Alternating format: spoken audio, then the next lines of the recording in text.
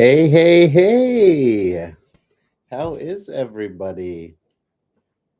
Are we live? Can you hear me? Can anybody hear me? I think. Sorry, it's been a while since we did a live. Hey, Donovan, good to hear from you. So glad that you're here. You are number one. Number one. First one here. Any fun trips this summer? Good. Excellent. I'm at my friends gave me their house for a whole week and it's been amazing. Since I've been to Japan, I've been staying in dorm rooms in these capsule hotels, which are extremely clean and get the job done. But to finally have a little space, I was like, it's time to do a live. I want to talk to everybody and see what's up. I can't. It's been like a year since I hit that 100,000 and we did our last one. So glad that you could make it. Hey, Lynn. Good evening. And number two. Oh, I like it. This is giving people numbers. You're in Tokyo right now, Donovan? Wow. Whereabouts? What neighborhood?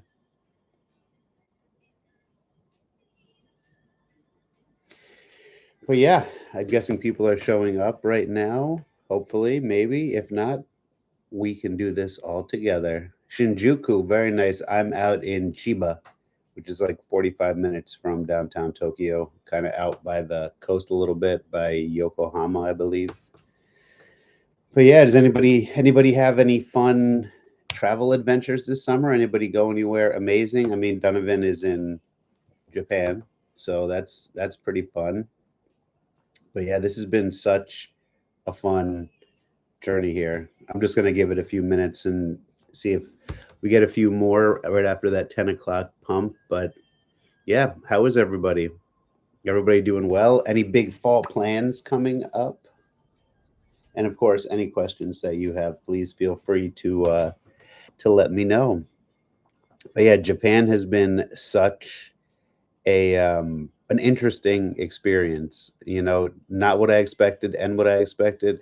Heading to Flores next month and Belize. Oh, Belize is so beautiful, Richard. Have you been before? Because the diving there is phenomenal. I didn't make it to the Blue Hole, but the snorkeling was so good. We dove on a bunch of other islands, and yeah, they lost their luggage. But you know what? It happens. That's traveling. But yeah, Japan, this summer in Japan has been so hot. Like I thought Thailand was hot. I thought Africa was hot. Japan is like the surface of the sun. I've been around 100 like for July and August, even almost up until a few days ago. It's between like 95 and 100 every day here. It's like blazing and the humidity is just crushing, but it's still great. It's the hottest summer they've had in like 50 years. So who else? Oh, Nancy. Hey, Nancy, all the way in Niagara. Thank you for coming. And you just began in Asia. You're doing Kyoto, Osaka. Oh, I haven't been there. Yokohama, Hiroshima, and then Vietnam. Wow, Donovan, that is a serious trip you have going on there.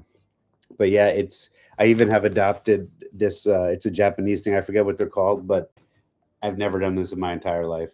I walk around all day and like pat my head to dry myself because it's ridiculous. I finally found one that I liked with warrior monks on it, which are so cool. I talk about them in one of the upcoming videos in Nara.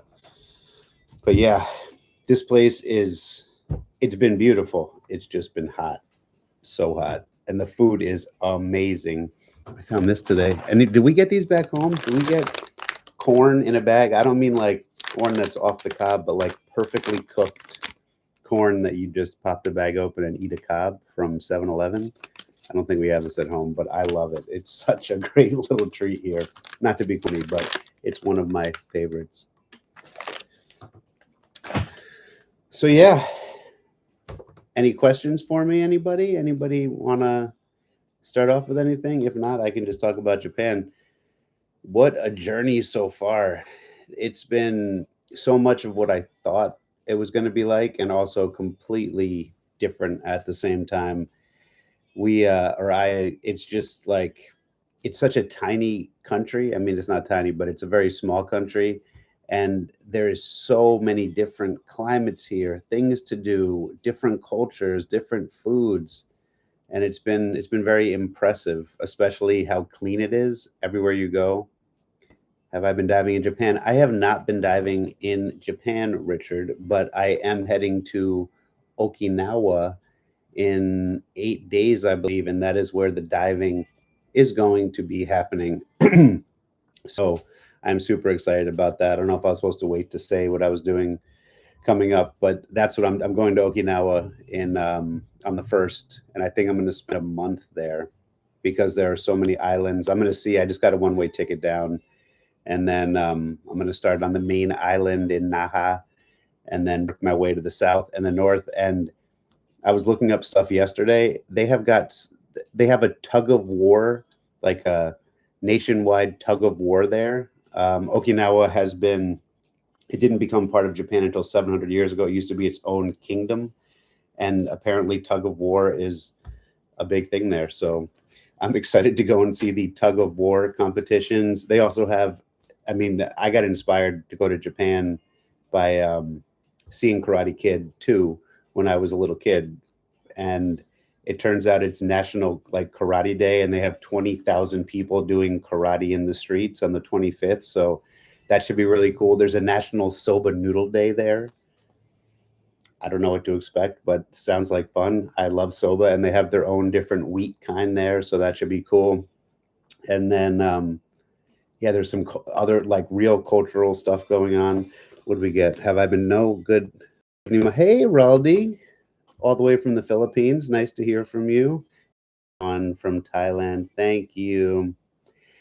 Donovan, I am a master diving instructor with Patty. I taught for 20 years in my off seasons. So yeah, I am certified. I have around 3,000 dives or something like that.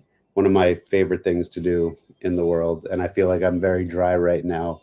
You know, Thailand, it was so accessible and easy, but Japan, they have diving in some places, but it's not as prevalent except down in the south in that warmer region. I guess you can also go diving in the north in Hokkaido where I made those videos, but it's usually in the winter and they do ice diving there, which sounds pretty cool too. I'm just not really a cold guy. But yeah, this has been such a crazy little journey. Like Japan is, like I said, like you're in Tokyo with 37 million people. That's the most populous city in the world, as far as I know. It's a mega city, but it's so quiet. You know, you're on the train and no one is talking. You are on the subway. You're in the streets, and it's like you can whisper. I was on a bullet train the other day, whispering to an American lady that I met on the train, and the conductor walked by 3 times and like slowed his walk as he came by, and then on the third time he went. It's like we are, shh. But yeah, they're very quiet here. Uh, yeah. Oh, thank you for being here, Sergio from Chicago. You got married in Costa Rica. Congratulations. I'm sure it did almost break the bank. Costa Rica is so expensive. And Japan. Actually, that's a great question, Sergio.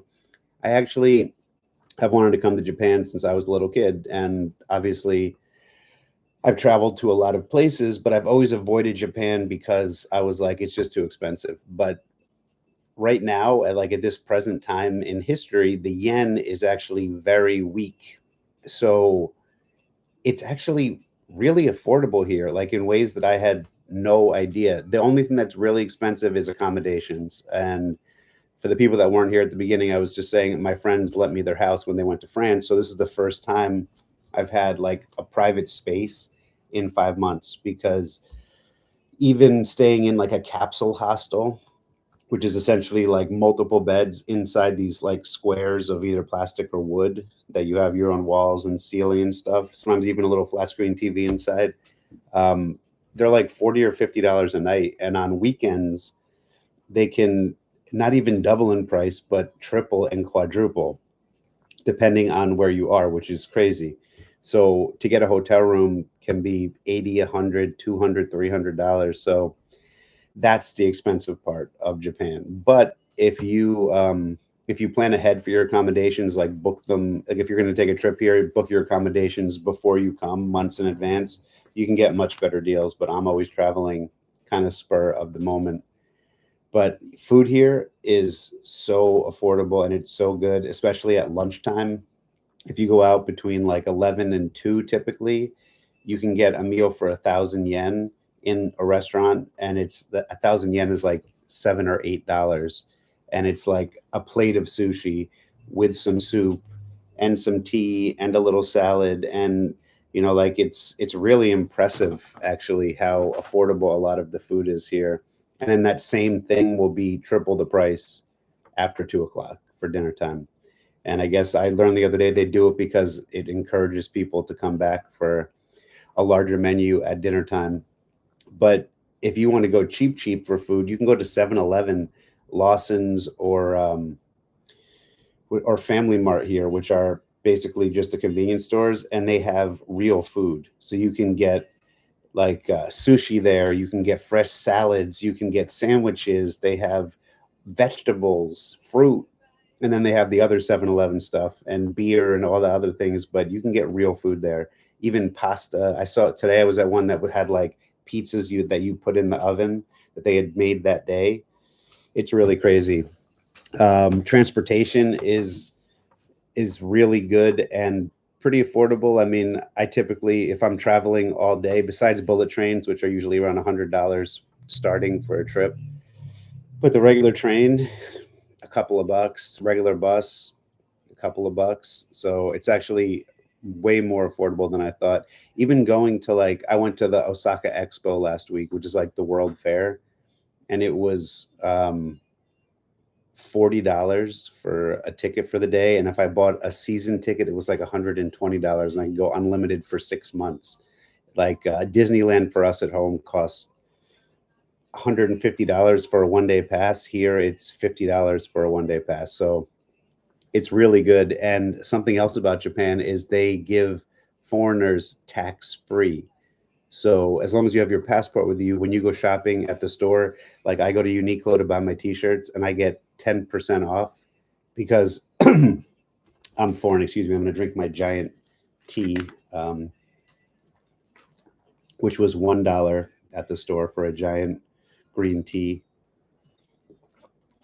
But what was I just saying?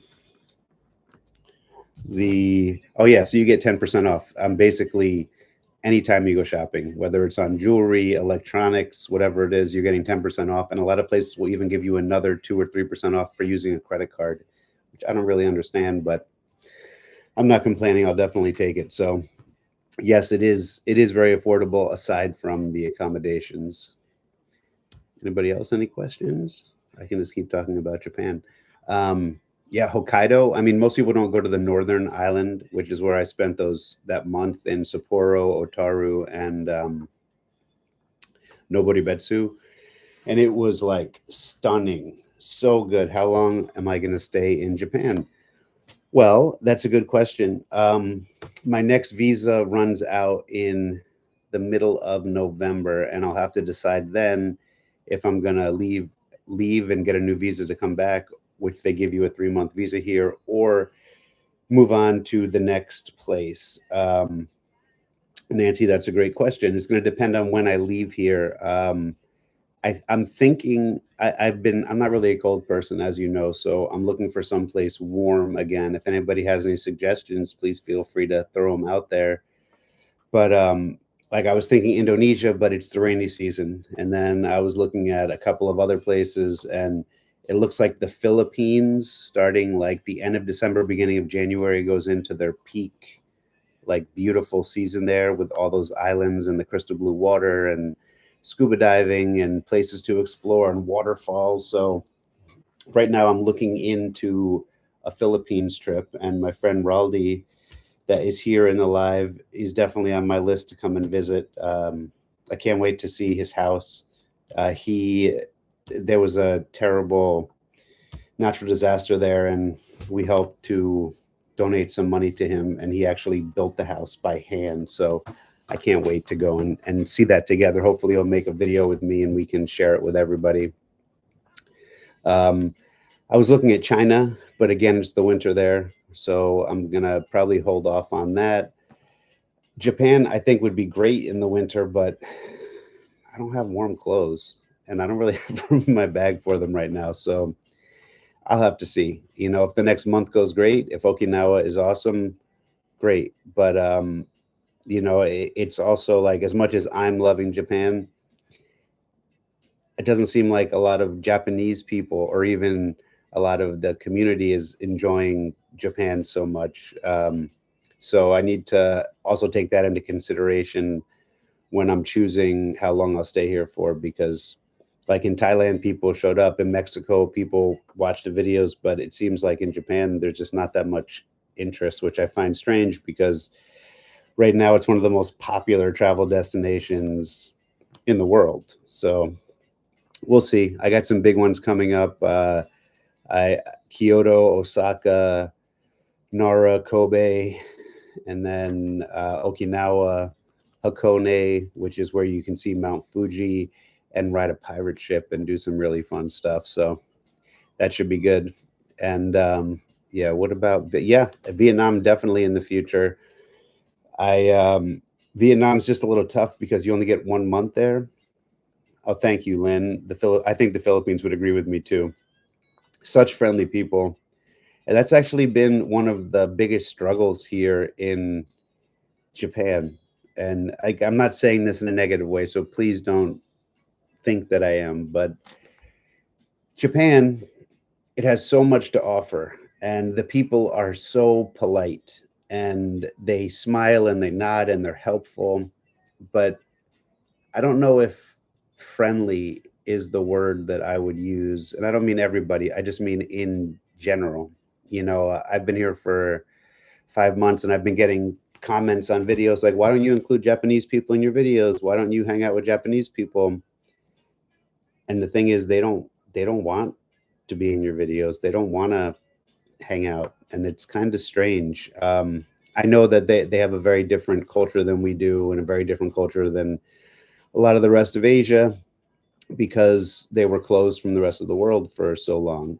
But yeah, it's just like there's like a wall between you, and it's a wall that you can. Did I just do that? Get a thumbs up. It's like a little barrier, and like people, even those really cool interactions that I shared on Facebook and YouTube. The three people that I've had real conversations with have been 75-plus-year-old men, and they've traveled to the States. They've been there for work. They talk to me about the war. They're extremely open, but it's very hard to connect with the younger people here. And I haven't been covering any celebrations because they don't let us participate in them. Like, you've seen the Thailand videos, I'm out dancing with the people in the streets, and I'm at the monastery with the monks, and they'll let you come to the celebration, but they kind of want you to stand back a little bit. And I went to one the other day. It was I forget, it's a matsuri. They like run through the streets and they drag these beautifully hand carved wooden um, shrines, and there's people dancing on the roofs and they're jumping up and down, and they call it the most dangerous matsuri in Japan because sometimes they tip over and they can crush people. But they were working on them, and I went down the day before, and I was trying to ask questions and like take a video, and they just like put their hand up and said, no, this is for us. And I was like, fair enough, that's okay, no worries. And I've actually found that at a lot of the celebrations that I've been to here, where I get to watch the culture. But when I'm like, how can I talk to somebody about this? Can I get close and, see them playing the instruments? And they typically will say like, this celebration is for us. It's not for tourists. And I say, okay. Japan is not a tourist based economy. So like in Thailand, sorry, I'm going to go with my second other beverage, a giant Aquarius.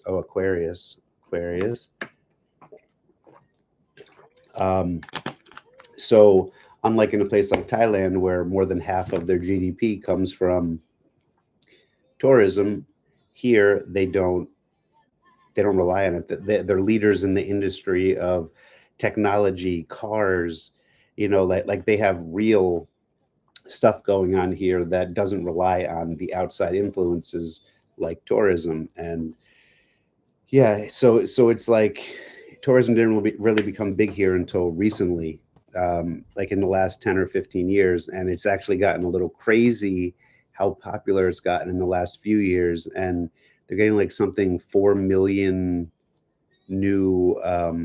Hey Arf, how you doing from Dallas? Howdy. Let me see. Oh, here I'll give you a howdy in Dallas. Howdy Arf. Um, yeah. So it's been great, but I feel like if you were in Japan with somebody else, like a partner or a friend, you could really enjoy it because you can share it with them. And in Thailand, I typically share my experiences with other Thai people, which is amazing. But here, it's like I'm not lonely, but it's lonely because you really can't connect with people. And I feel like for me, it's one of the things that makes traveling so special is being able to share it with them because they're what makes a country a country. I mean, any place can have beautiful mountains or nice oceans or good nature, but it's how the people interact with you that make it special. And I've just been missing that here a bit. Um, I'm not saying people haven't been nice or I haven't met people that I got to talk to a little bit, but I just haven't like really connected, and it's kind of strange because I feel like I'm a very talkative, likable, talkable person, but they just don't want to talk to me. Thanks, Arf. I'm not planning on changing. Just the way it is. More Thailand love. I don't want to say it wrong. Thanatat Thai. And what I just see? We applied online for Vietnam. Sorry, so you can get a $60 visa. Yeah, I mean a 60-day visa there. So I would definitely love to go and make some videos. I really like Ho Chi Minh City, and like the lot is beautiful. Da Nang, Da Nang, Da Nang, Da Nang, and even the north, which is very different from the south, is a very cool place to explore there. And they have some pretty decent diving.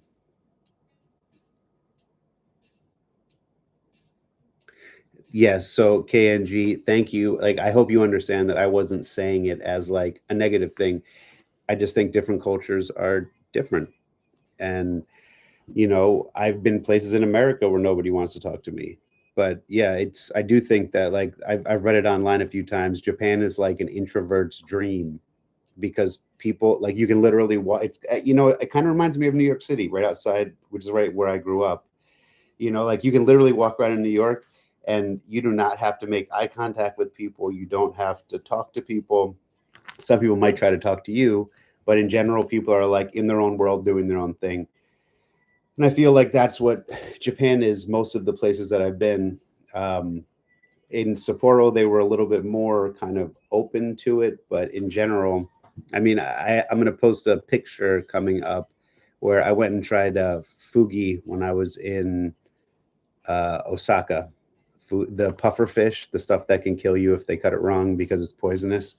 It was delicious. But the lady she brought it out, and the whole staff was like watching me from the kitchen to see what was going to happen. And I did like a fake, like, and she thought it was so funny. And she brought me out some sake that had pufferfish fins in it, and she lit it on fire. And she asked me if I wanted to take a picture, and I was like, "Yeah, that would be great. Let's take a selfie." And she was already wearing a mask because she worked in a restaurant. And she came up and she got next to me and she gave a thumbs up and covered her eyes.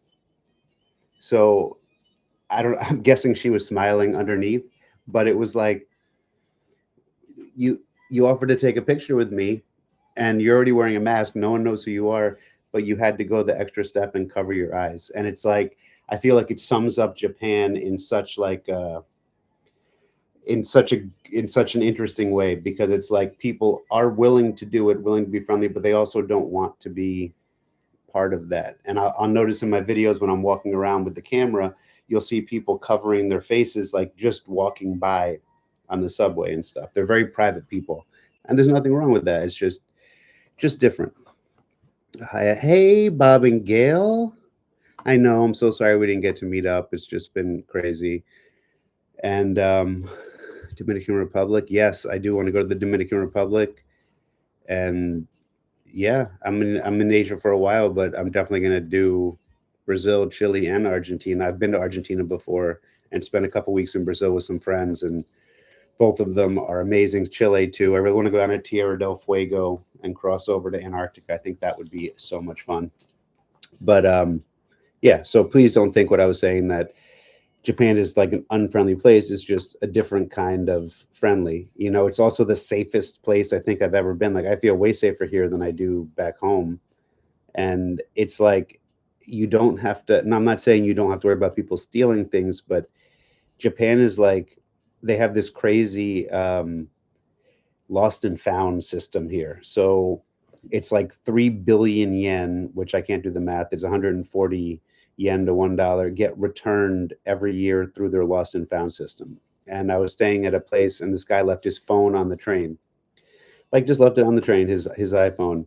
And he went down to the station and was like, "I left my iPhone," and they said, "Leave us your phone, leave us your phone number, leave us where you're staying, and we'll send someone over." The next day, they showed up with his phone, and I was like, no one took your phone. And I started to talk to people, and they were like, in Japan it just doesn't happen. Like they'll leave the phone on the seat where you left it until someone needs the seat, because you might come back and get it. And you'll see like little things like an umbrella or these little amulets and stuff that people buy at the temples, and they'll be like sitting outside, and no one will touch them. They'll just leave them because you might come back for it. It's like like that's like a level of respect I've never experienced before. So there's a lot of, they might not include you so much, but it's also very, very safe. And it's safe for you, it's safe for your things. And that's a really good feeling too. Like I leave my computer when I'm at a workspace or even at a coffee shop, and I'll go to the 7-Eleven to get a snack or make a phone call, and I just leave my stuff, and I'm not worried about it because Japanese people don't take it. And like when I'm filming, I put my backpack down and I walk around and do stuff, and it's like, wow. And I'm not saying in Thailand that people steal stuff, but typically someone will be like, "I'll watch your bag for you," because you don't know, maybe somebody might take something, but it's not something I expect. But here it's like I just wouldn't even imagine it. So yeah, some really amazing things here. Just I found it hard to connect. I also have heard that if you speak Japanese, which I'm terrible at languages, I don't speak Japanese, so that probably also puts up a little bit of a barrier. And I think that it's also like in Japan, there's so much striving for perfection, and you see it in everything. Like when the guy's making the sushi, the way that he like caresses the rice before he places the fish on top is like, what? Like when you see the gardeners planting stuff in the parks, they like the dirt is pressed in just the most gentle way. The way they sweep the streets, the way they cook, the way they clean, it's like everything has this level of perfection to it. So I've also heard that even though they take English in school for 6 years here, it's very people are more afraid of saying something wrong, so they would rather just not try to say it than attempt. Whereas I make mistakes all the time when I try to speak in other languages, and people just look at me like, "What did you say?" In Thailand, I don't know how many times I've tried to tell a girl she was beautiful, and I called her a buffalo because the word is like just an up or a down at the end. It's hilarious. Hey, Jovica from Illinois, thank you. And from Northern Ireland, Olivia, thank you so much for coming. We're in Japan. We're talking about Japan and some of the plans coming up. If anybody has any trips that they took or any, upcoming stuff for the fall or even winter that you're planning on doing, I'd love to hear about it. And I'm definitely going to do more lives coming up. I know we used to do them more frequently, and in Japan, I just haven't had any personal space to really do them. But I really like talking to you guys. I love these times when we can connect. And I know I say it in the videos, but it's the truth. What makes this special for me is having people like you here. because like even in Japan, like I said, it's lonely, but I'm not lonely. When I'm out doing these experiences and exploring these places, I honestly feel like you're there with me, because when I'm telling my terribly bad good jokes, they are good. They're just bad at the same time. Um, I'm telling them to you. Like when I see that beautiful thing, I get to share it with you. And that's why I love having this community. And so many of you have been here for so long. Some of you haven't been here that long, but I still feel the love and I really appreciate that. And this journey is nowhere near over. So we have lots more amazing things coming, countries, people, experiences. So being there. Oh, don't worry about it, Benjamin. Adventures of the Traveling Don just joined. He is a fellow YouTuber from, I want to say he's from Maine. He's from Texas, I think. I think he lives in Maine and Alaska, but we actually met up yesterday at Oktoberfest in Tokyo. Who would have thought? They actually did a pretty good job. It was all German beer. The German sausages were hot dogs, but still pretty good. There was lederhosen. People were dancing. It was under the Tokyo Tower. It was a good time. And his mom, Terry. Hey, Terry. Thank you so much for being so much fun. Hey, Padme. Glad that you're here. Oh, my jokes make your day. That is so nice, Araf. I really appreciate that. I feel like sometimes people don't get me, especially in other languages. I've had some comments. People are like, "Why did you say it like that?" I'm like, "It's okay. Don't worry about it." I actually used to get that in Thailand a lot. Like even my friends in Thailand that speak English really well just don't understand what I'm like. I'm like, what a like we'll see the Buddha and I'm like, that's beautiful. And they're like, don't you mean beautiful? And I'm like, it's Buddha-ful. I'm like, I don't get it. I'm like, this is Thai-rific pad Thai. And they say, don't you mean terrific? And I'm like, you're Thai, terrific, Thai-rific. And they just look at me and go, I don't understand it. I'm like, it's okay. I get it. But I like to make jokes, so I do. If you saw my Kamakura video, I even busted out some Beach Boys, which I spontaneously came up with. I really liked that. Ah, the Mess Nest from Alberta, Canada. You're coming to Japan in January. You're going to be doing some skiing, maybe up in Sapporo, maybe. I also think the fall, like the spring here with the cherry blossoms, man, it's supposed to be so nice. But the tourists I've talked to that are here said when they came, it was like a madhouse if you do it in Tokyo. But you can go outside of Tokyo because cherry blossoms are everywhere in Japan. So you can go to a lesser known place, probably like Hokkaido, and really experience it. Olivia, you just booked your trip to Thailand for March. Excellent. If you have any questions, please feel free to shoot them over. I'm always happy to answer. And I think maybe before I go, if my visa comes up and I don't renew it immediately, I might go to Thailand for a few weeks and just recharge the batteries, visit some friends. But we'll see. I might end up just staying here until December for Christmas and then shoot down to spend it wherever I spend it, maybe with my friends in Bali. Remember in Chiquila, Yucatan, you asked the audio ticket saying that yes, chilaquiles. Chilaquiles are delicious, and that was really funny. Thank you. I appreciate you appreciating the effort. I have not been back to the U.S. in, I think, almost 4 years, Nancy. Um, your wife was, oh, thank you, Donovan. I'm so glad that she sang along with me. Feel free to send me a video. I would love to see it. Yeah, it's not that I just, the States are, it's so far away. And I know that sounds ridiculous, but the cost of it and the time and the work that I get behind on when I'm doing it, like it's a lot of work. I love it. This is my dream. But I mean, I spent the last 3 days editing a video. It's been gorgeous. Like I'm just sitting in, it's been great having some quiet space and no headphones to have to listen to.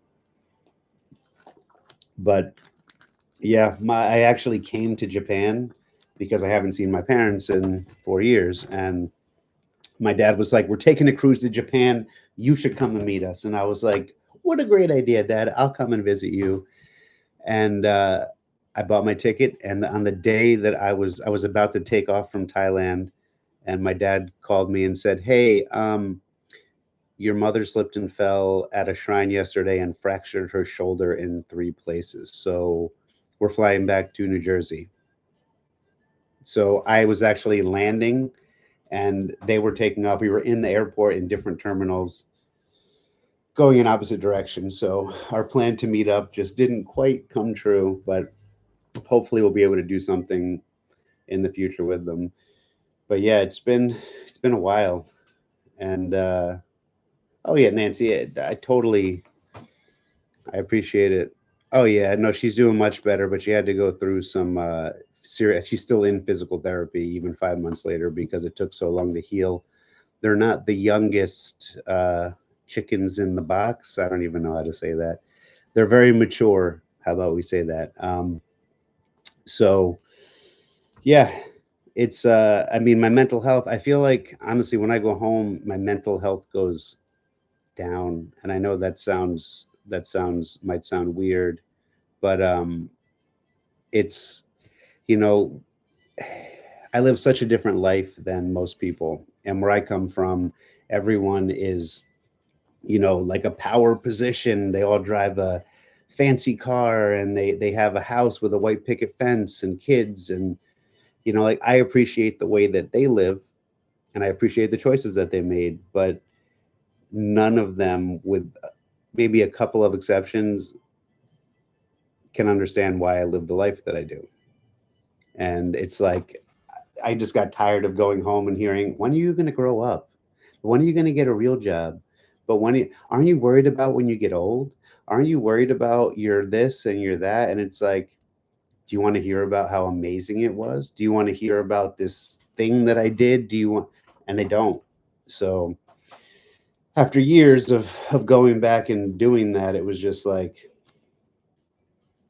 I don't really have the thing to go back to. I feel like I have family all over the world, but unfortunately, I feel like the people that I grew up with have kind of we've drifted apart. I shouldn't say they've drifted away from me. We've drifted apart, and both of my parents are in the plus ages, but they still work. They have their own businesses. So even when I come home, they don't take time off because they're in charge of their businesses. So they're still going to work every day, which makes it kind of, I end up like sitting in my room and going to the mall and then we have dinner together. So it's like a 2-day flight home, 2-day flight back and a couple grand. And I just can't swing it. I haven't actually don't know she fell at a temple in Tokyo. I'm not sure.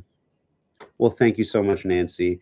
And I feel great. I feel happy and healthy and maybe getting a little chubby from all the Japanese food that I'm eating because I eat a lot of it. I just can't stop. The curry is so amazing. They fry pork, they fry steak. I mean, it's like Texas. You can get chicken fried steak, steak fried chicken, but much more fancy. But yeah, it's really good. Do you secretly keep a certain place pinned in the back of your mind where you may eventually set them? I mean, it's not exactly a secret. If I was going to choose right now, it would be Thailand without a doubt. If it wasn't Thailand, Mexico would probably be number two because those are the two places where I've had the most connection with people and felt the most accepted. Like, I think I've said it before in videos, or maybe I haven't done a live in a while, but Thailand is one of the first places in the world that I ever felt like I was accepted wherever I went. Like people meet me and they invite me back to their house to stay in their house, to eat with them. When I'm sitting in a restaurant and I'm alone, they're just like, oh, hey, come sit with us. Even if they don't speak much, they just don't want me to eat by myself. And you're walking down the street and people stop you and say, are you having a good time? Do you love Thailand?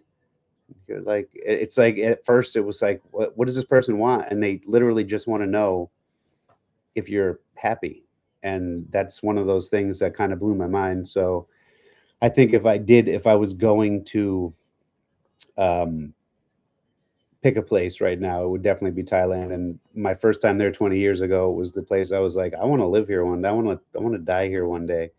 I don't want to die, but if I do, Thailand would be a great place to do it. And it's affordable and you can have an amazing life there. And like one of the things in Japan that I've heard is that even if you live here for 20 years, 30 years, you're never really accepted as you're always a foreigner. And I know I'm always a foreigner in Thailand, but read some of the comments on those videos that I made. People are like, "You're one of us. You have a Thai heart. You have a Thai soul. You're always welcome here.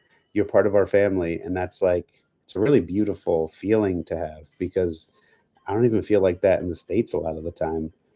So yeah, and Mexico was very similar. We used to actually talk about it in Mexico, how much Thailand and Mexico were so similar, even though they're so different. The way that they have their family unit, the way they celebrate things, the way they live their lives, their beliefs, their how they treat other people. It's all very, very similar. They even look a little similar in some cases. So yeah, it's definitely those are my two top spots that I've really felt connected to a place. Let me see. Would you say really been thinking of Mexico, Thailand? Yes, the north is a bit hot, but like in Thailand, you can go up to Chiang Mai, and yeah, it's warm in the summer, but it's in the mountains, so it's usually pretty cool at night. And you can go up to Isan, same thing, or even cross over into one of the other regions. The best part of travel is I totally agree with you, Messy Nest.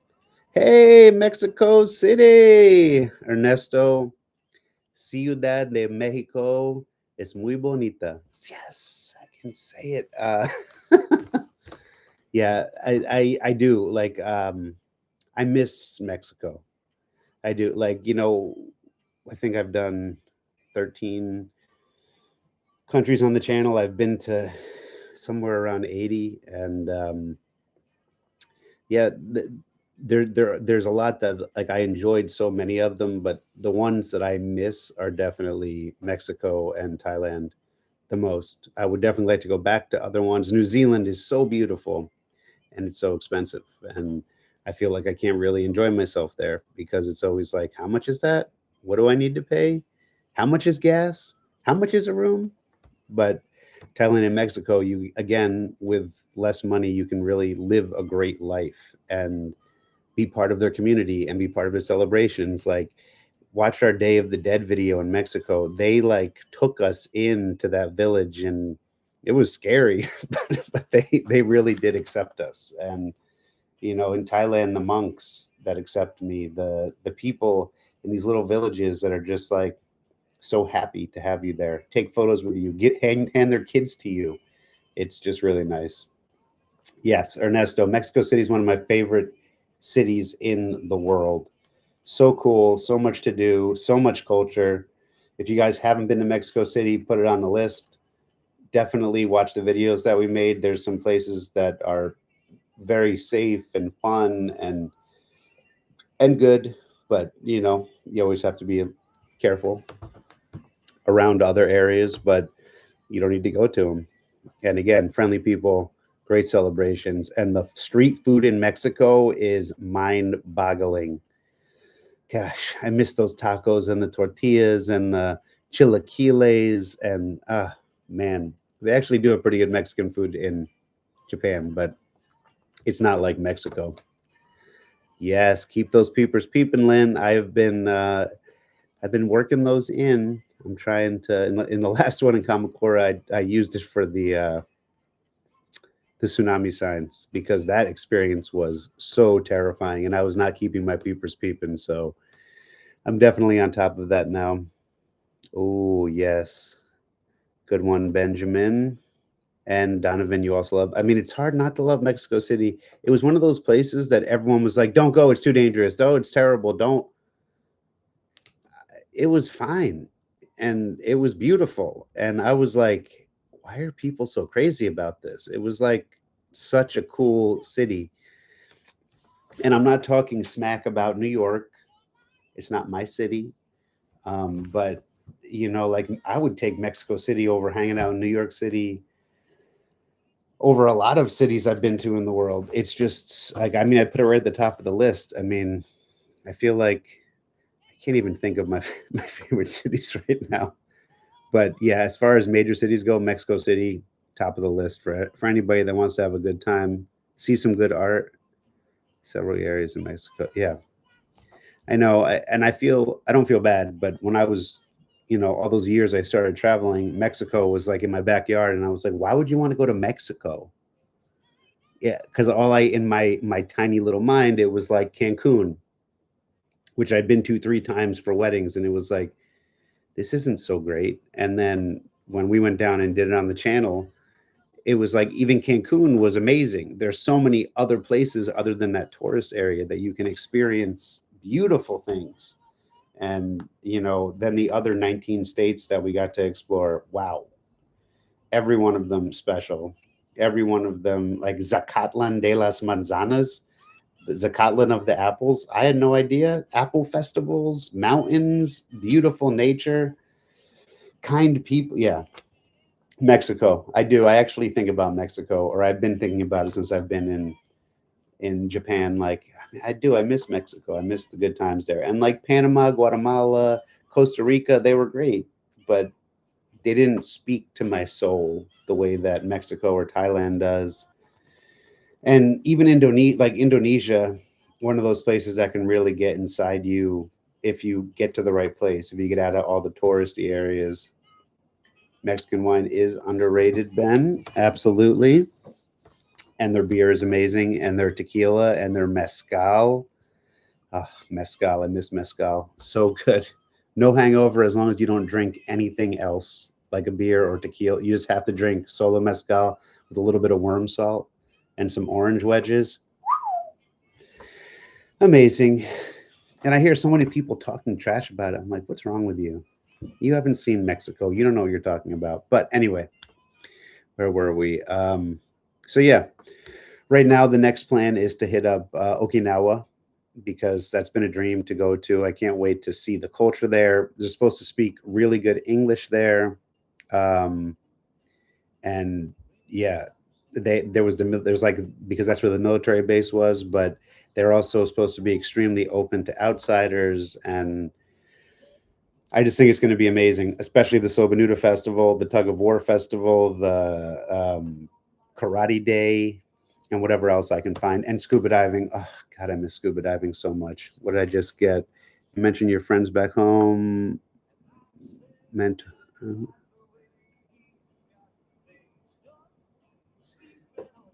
isn't that ever felt in Mexico being such a Catholic? I mean, I'm not sure what the question is. You mentioned your friends back home mentioning your non-traditional lifestyle is not ever felt in Mexico being such a. I mean, it is definitely a Catholic influenced country, but I don't know where that would come into like the lifestyle that I live. I mean, they're not like my friends at home aren't worried about me being a Buddhist. They're worried about me not having a 401k and a fancy car and a house and kids. And I mean, in Mexico, not everyone has kids. Not everybody has a nice car or so. I mean, people, if anything, Mexicans were always thrilled that we were there, and we would meet Americans that would be like, well, what's your retirement fund like? And there's nothing wrong with having a retirement fund. I save for the future. It's just um, one of those things that I never felt in Mexico. People were just so happy. No one ever asked any questions that were like that or said, when are you going to grow up? Nigel and I have Mazatlan and Colipe on our radar. Wow, those are two very far away places from each other, but both of them, Colipe, I think is amazing. Definitely do some planning before you go, like pick the right season. Because if you go during the rainy season, there's going to be nothing to do. I mean, you can probably get drunk, but you won't be able to do any of the beautiful beach stuff. I recommend the shoulder season. I can't tell you exactly when that is right now because it can get a little bit busy, and definitely book your accommodations in advance because it's not a big island, so stuff does fill up. But one of my favorites in Thailand for sure, and so gorgeous. It's known as, if you don't know it, everyone, it's the Maldives of Thailand, and the water is so blue, the sand is so white, really nice, and it's like a full day to get there. So not everybody goes there because it's not like right on the immediate tourist path. So Koh Lanta is really nice too, and Mazatlan, so cool. Very, I mean, it was like touristy in the Mexican tourist way. It wasn't like there were a ton of foreigners running around. It was like that's where Mexicans go for vacation, and it was great seeing everybody relaxing, playing their music, going to the beach, doing all that fun stuff, and eating. What did we eat there? They had something specific to Mazatlan, but they have the longest malecon in the world. It's like a 17-mile boardwalk, and people are cliff diving along it. Very cool place. So do it, absolutely. But yeah, so Okinawa, and then I'm looking at the Philippines. Like I said, if anybody has any suggestions on places or places you'd like to see, I'll definitely get to them. Vietnam is on the list. I'm not really feeling Cambodia after the situation that I had there. I've been 5 times, but it does, like, it's right next to Thailand, but it just doesn't speak to me. And the video that I made there of that time I was attacked last year is going to be coming out in the new year. I needed some time to like process everything and wait. I didn't want to be like one of the first videos that I put out, and then I got caught up in stuff. But I think it's an important video for people to see of, that travel can be dangerous too, but you can get through it. And anyway, yeah, so probably not Cambodia, but Vietnam for sure. I'd love to do Myanmar, but the whole war thing has been going on for a while. Um, Malaysia. I mean, I was talking to somebody about Croatia the other day. It's supposed to be beautiful. I met a guy from Mongolia. Well, we were nude in one of the saunas in Tokyo, and he was like, "You have to come to Mongolia. The culture is amazing. You'll love the food. The people are so nice." And I was like, "All right, Mongolia's on the list. Let's do Mongolia." Thank you. I'm, honestly, I am feeling pretty healthy. I just mentioned that I've definitely been eating a bit too much, but besides that, I can't really complain about having too much delicious food to eat. And the food here is delicious. Oh, that's something about the food that you might not like. Japan does not like spicy. They're like one of the least spicy countries in the world. And coming from Thailand, where it was like crying and nose running at 90% of my meals, which I love. It's like even the wasabi here, it's almost sweet, and not like sugar sweet, but like it's fresh. They actually shave it. Like if you saw my Nobody Bitsu video, they come to the table and they shave the wasabi right out of the root for you. And it's like I think it's because two more, and they all look at each other and then look at me, and they actually put the wasabi right on the rice before they put the fish into it. And I can't even taste it. So yeah, it's one of those. They don't like sweet and they don't like spice. They have amazing sweets, but they're like our sugar level on like a cheesecake or a cookie or whatever, and Japan sugar level is here, and then Thailand sugar level is like just looking at it makes your teeth hurt, which is also good sometimes. Kind of. Oh yeah, it does. What's your feeling about China? Do you think? Oh, absolutely, Noah. I've always wanted to go to China. I mean, not as much as I did to Japan, but I think China has a very big. I mean, it's so big, and there's so much culture there, and I don't really understand it. Like, I've always wanted to see the Great Wall of China. I've always wanted to explore their food, and I have some friends, the two Mad Explorers. They love China. It's like their favorite country, and they've been there 3 times already on their channel, and it's like, okay, I'll go. And then I had a friend who just went there, and she was like, you can't pay with credit cards. You can't do this. If you bring, like, changing money is hard. It's really expensive. And then I met a Chinese girl the other day who was like, it's half the price of Japan as long as you're not in the big city. So I need to do some research, but I think it would be really interesting to explore there. And I know I want to go to like Guangzhou and yeah, just see it. And I hear that Chinese people can be very friendly to foreigners. So I'm very interested to see what that is all about. And there's so much of Asia to do. Like I said, I really wanted to do Indonesia, but the weather just isn't right now. It's pouring rain every day, and we're kind of in a weird, like right now, Thailand is still rainy season, Indonesia, and then it's going to switch soon. Like I've waited to go to Okinawa until now because the typhoon season is just ending. So their summer is a typhoon, and there's like a small window right now before it starts to get cold there, and it's like much warmer than it is in the rest of Japan, which is Like today's the first day I haven't had to use air conditioning. All right, I lied. I had to use air conditioning a little bit, but it's the first time I haven't been dying. Like have it on 17 and still be sweating. It's on like 22 right now. Oh yeah, I Taiwan. Absolutely, I've been before, and it. It's the like they pride themselves there on being a snacking culture, and they live up to the name. Like one of the first memories I have of Taiwan is getting off the subway and walking into Taipei, and there was a guy with a tuna, like a full tuna, head and tail on it, and it was like under a plastic cover with ice underneath it. And he opened it up, peeled this like flap of skin back, and cut sashimi out of it for us, and it was like $2. I was like, what? So good. So, I thought they had the best 7-Elevens in the world there, but Japan is the best 7-Elevens in the world. I know that might seem like a weird thing to say, but until you experience them, you will not understand what I'm saying because they are that good. And yeah, oh, speaking of sushi, it's like my favorite food. And I went to the store today and got 5 pieces of tuna, 5 pieces of some kind of white fish, and raw scallops. Like in the, it was $8. I have it right here. Hold on. I didn't eat yet.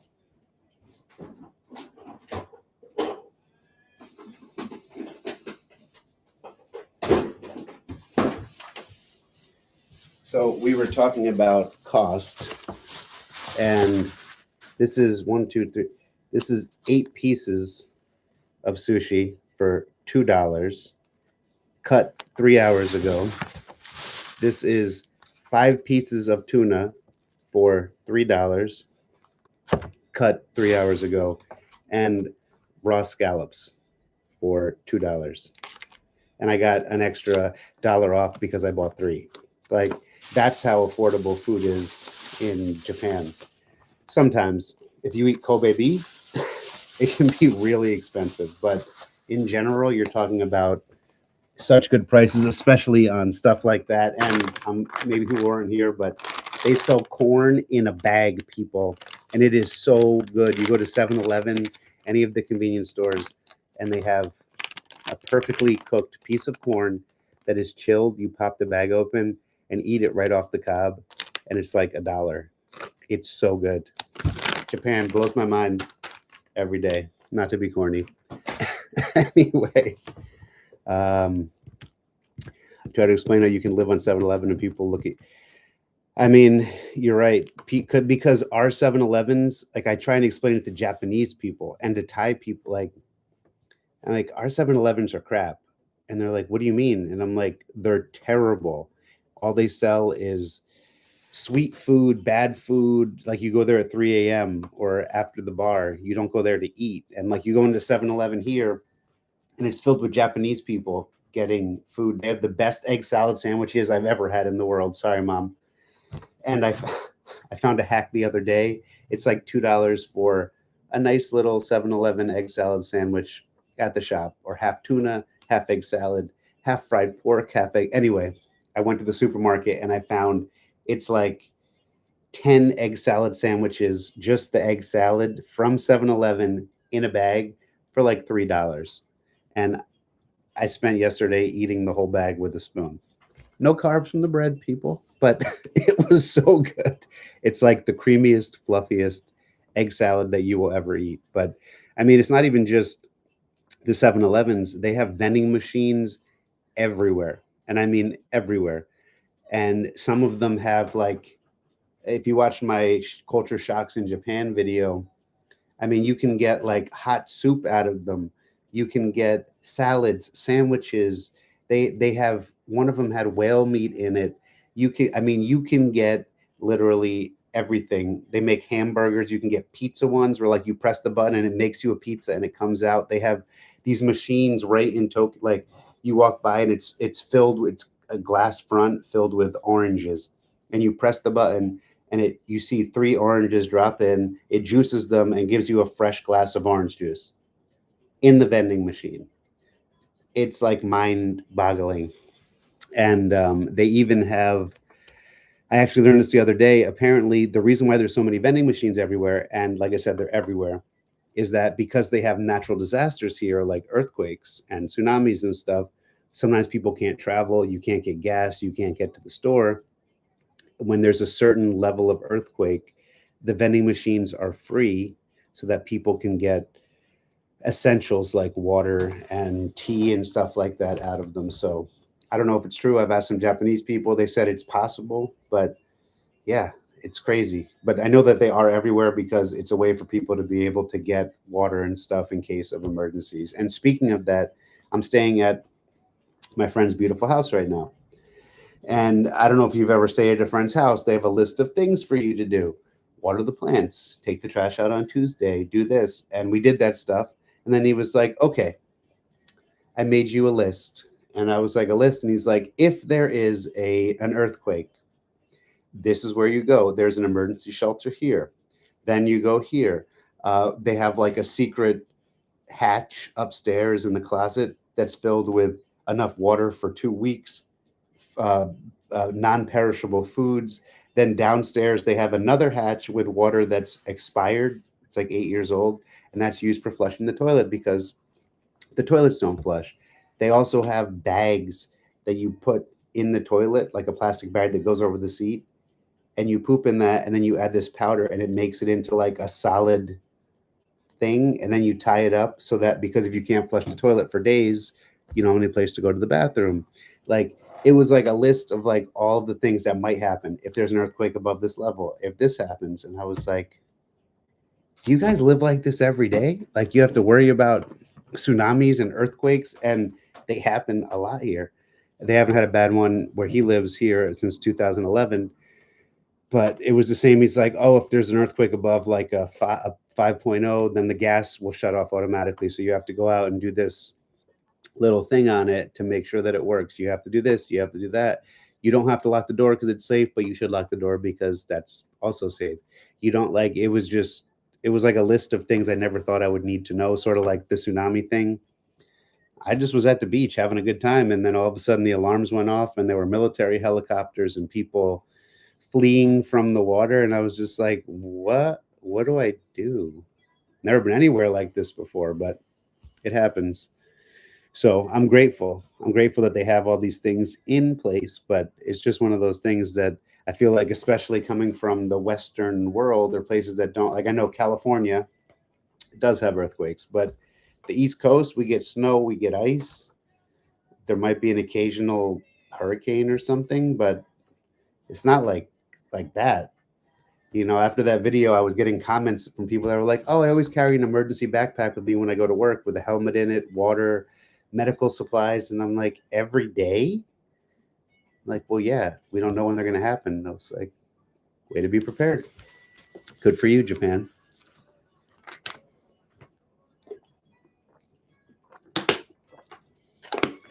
Uh, so, anybody else have any questions? I only got a couple on the post, and that was like, "Where are you going?" and stuff. But like I was just saying, maybe you just arrived. So grateful to have everybody here.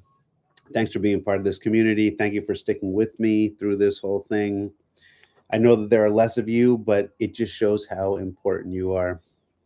Yes, Messy Nest, I'm going to Okinawa on the 1st. And I was only planning on going for a week or two, but as I've been doing more research, I think I might like to go for a month. I'm not sure yet. I mean, Okinawa, it's not just the Okinawa island, there's also all the surrounding islands that are accessible by ferries. And there's other islands you can fly to as well. And I really want to do some scuba diving. And if I can make a few videos down there, and I was just mentioning there's a bunch of celebrations. There's a noodle festival. There's a tug of war celebration. There's National Karate Day, and there's like three regions of Okinawa: the north, the south, and the central, obviously. But like the central has the best beaches, the north has the most culture, and the south has the most accessibility to everything. So I'm really interested to go and explore it. And then depending on how long I stay there, I'll probably hit up something like Hiroshima after that, come back, see what my visa situation is like. Have you been to Europe? Yes, I have been to Europe. My favorite country and city in Europe. Great question. Florence for me is one of my favorite cities in the world, if not my favorite city in the world. I'm Italian by cultural heritage, and I really felt like I was connected there in a lot of ways. And like I grew up in New Jersey. It's Italian and Jews. That's what we got. We're the pizza bagels. And it's just like I feel like when I went to Italy, I felt like I was just getting like a little glimpse into where I came from, where my family came from. Like my great grandfather came over on the boat to Ellis Island. It was great. I'd love to go back and like I was there for school. I studied Renaissance art and architecture for a semester so I could live abroad. And what an experience. It was when 9/11 happened, so there was like no tourists around. And the cities, the culture, the Renaissance, like when you walk through the streets there, it's like you are living in history. You're sitting on the same bench, the same stone bench, walking on the same cobblestones that Michelangelo did, standing in front of David, being in that like where they invented the first dome at the Duomo. Like it's a very, very cool place. I thought France was really nice. Brussels was fun. I don't know if it's like my place. Czech Republic was cool. Um, Spain, did I just give a thumbs down or did somebody give me a thumbs down? I don't know. Anyway, I'd like to see more of Spain, but I really enjoyed Spain. Barcelona blew me away. That's probably my second favorite city, especially with the food. The Iberico ham there. If you don't know what that is, they feed the pigs acorns, and it makes this unique flavor in like this prosciutto that will blow your mind. But that's the thing that got me in Italy. It was that food culture. It was the wine. It was the way the people act, the way like the smells in the air, the attitude of the Italian, like they walk slowly, they do their own thing. It really, really nice. Oh, I just got a bunch of messages. It is a blue zone. Moved to Mexico 4 years ago after COVID from Australia. Binge watched your videos, building it up. Thank you so much, Disco Heat. I appreciate that. And it's so nice to hear from people about things. Someone just wrote me a message today on Instagram that was like, I inspired him and his wife to travel and to start a YouTube channel. So they're literally starting a traveling life and a YouTube channel because of watching the videos that I made. Like that's amazing to hear, to feel, to know that I'm really having an impression on people. Last Friday was the 40th anniversary of the 1985 earthquake in Mexico City. I wasn't there for it, but I do. When we were there, we learned about it, and that was crazy. Curious to know where you settled after watching all of your videos. I haven't settled anywhere. Still traveling, still planning on traveling. I was just answering a question that if I had to pick a place right now, it would be Thailand 100% or Mexico would be my number two after that. Will I get back to posting weekly videos? It is every 2 weeks, Nancy. I really want to get back to it. The last few videos I've made, I've been trying to take on a slightly different format to like make them shorter so they're easier to edit. But I mean, I know other people do it. The truth is, I'm trying to live the experience, and like I go to a place and I have to experience it before I can tell you about it. And I know a lot of YouTubers just show up and they're like, "Oh, look, this is my first impression of Tokyo." But I went to Tokyo for 2 weeks and went to like 30 neighborhoods before I made my video about the 5 best neighborhoods. Like when I went to Sapporo, I was there for 2 weeks before so I really want to get there. So I'm trying to figure out a way that I can make shorter videos that are easier to edit and stuff. But I feel like sometimes the experience I'm trying to share takes more than just a few days, which is, one of the things with the previous country collector traveling, it was like this constant pressure. every week. It was like we would travel, we would put up a video Sunday, travel on Monday, get there Monday night, Tuesday explore, Wednesday film, Thursday, Friday edit, and then Saturday get the video ready, like the final things to put up, and then Sunday put it up, and then go to the next place. And it really wears you down. So it kind of like as a solo person, like I'm trying to make connections with people. I'm trying to experience things, trying to be in the moment. Like when I go to those festivals and stuff in Thailand, it takes time to like integrate myself into the community and to, you know, go to the stay in the monastery so I can talk to the monk, do the things. So yes, I would love to start coming out with weekly videos, Nancy. And I'm trying to come up with a way to do it. That's why I've started posting shorts recently. And I'm trying to figure out a way to do different kinds of shorts than just breaking down the bigger videos into smaller ones. So hopefully in the future, it will be happening. I'm trying to get my head around it. Thank you, Glendy. It's my most prized possession, Longpo Tuat, the great protector. You guys inspired us to go to Puerto Escondido, and it blew your minds. I'm so happy to hear that. And now you're going to buy some land there.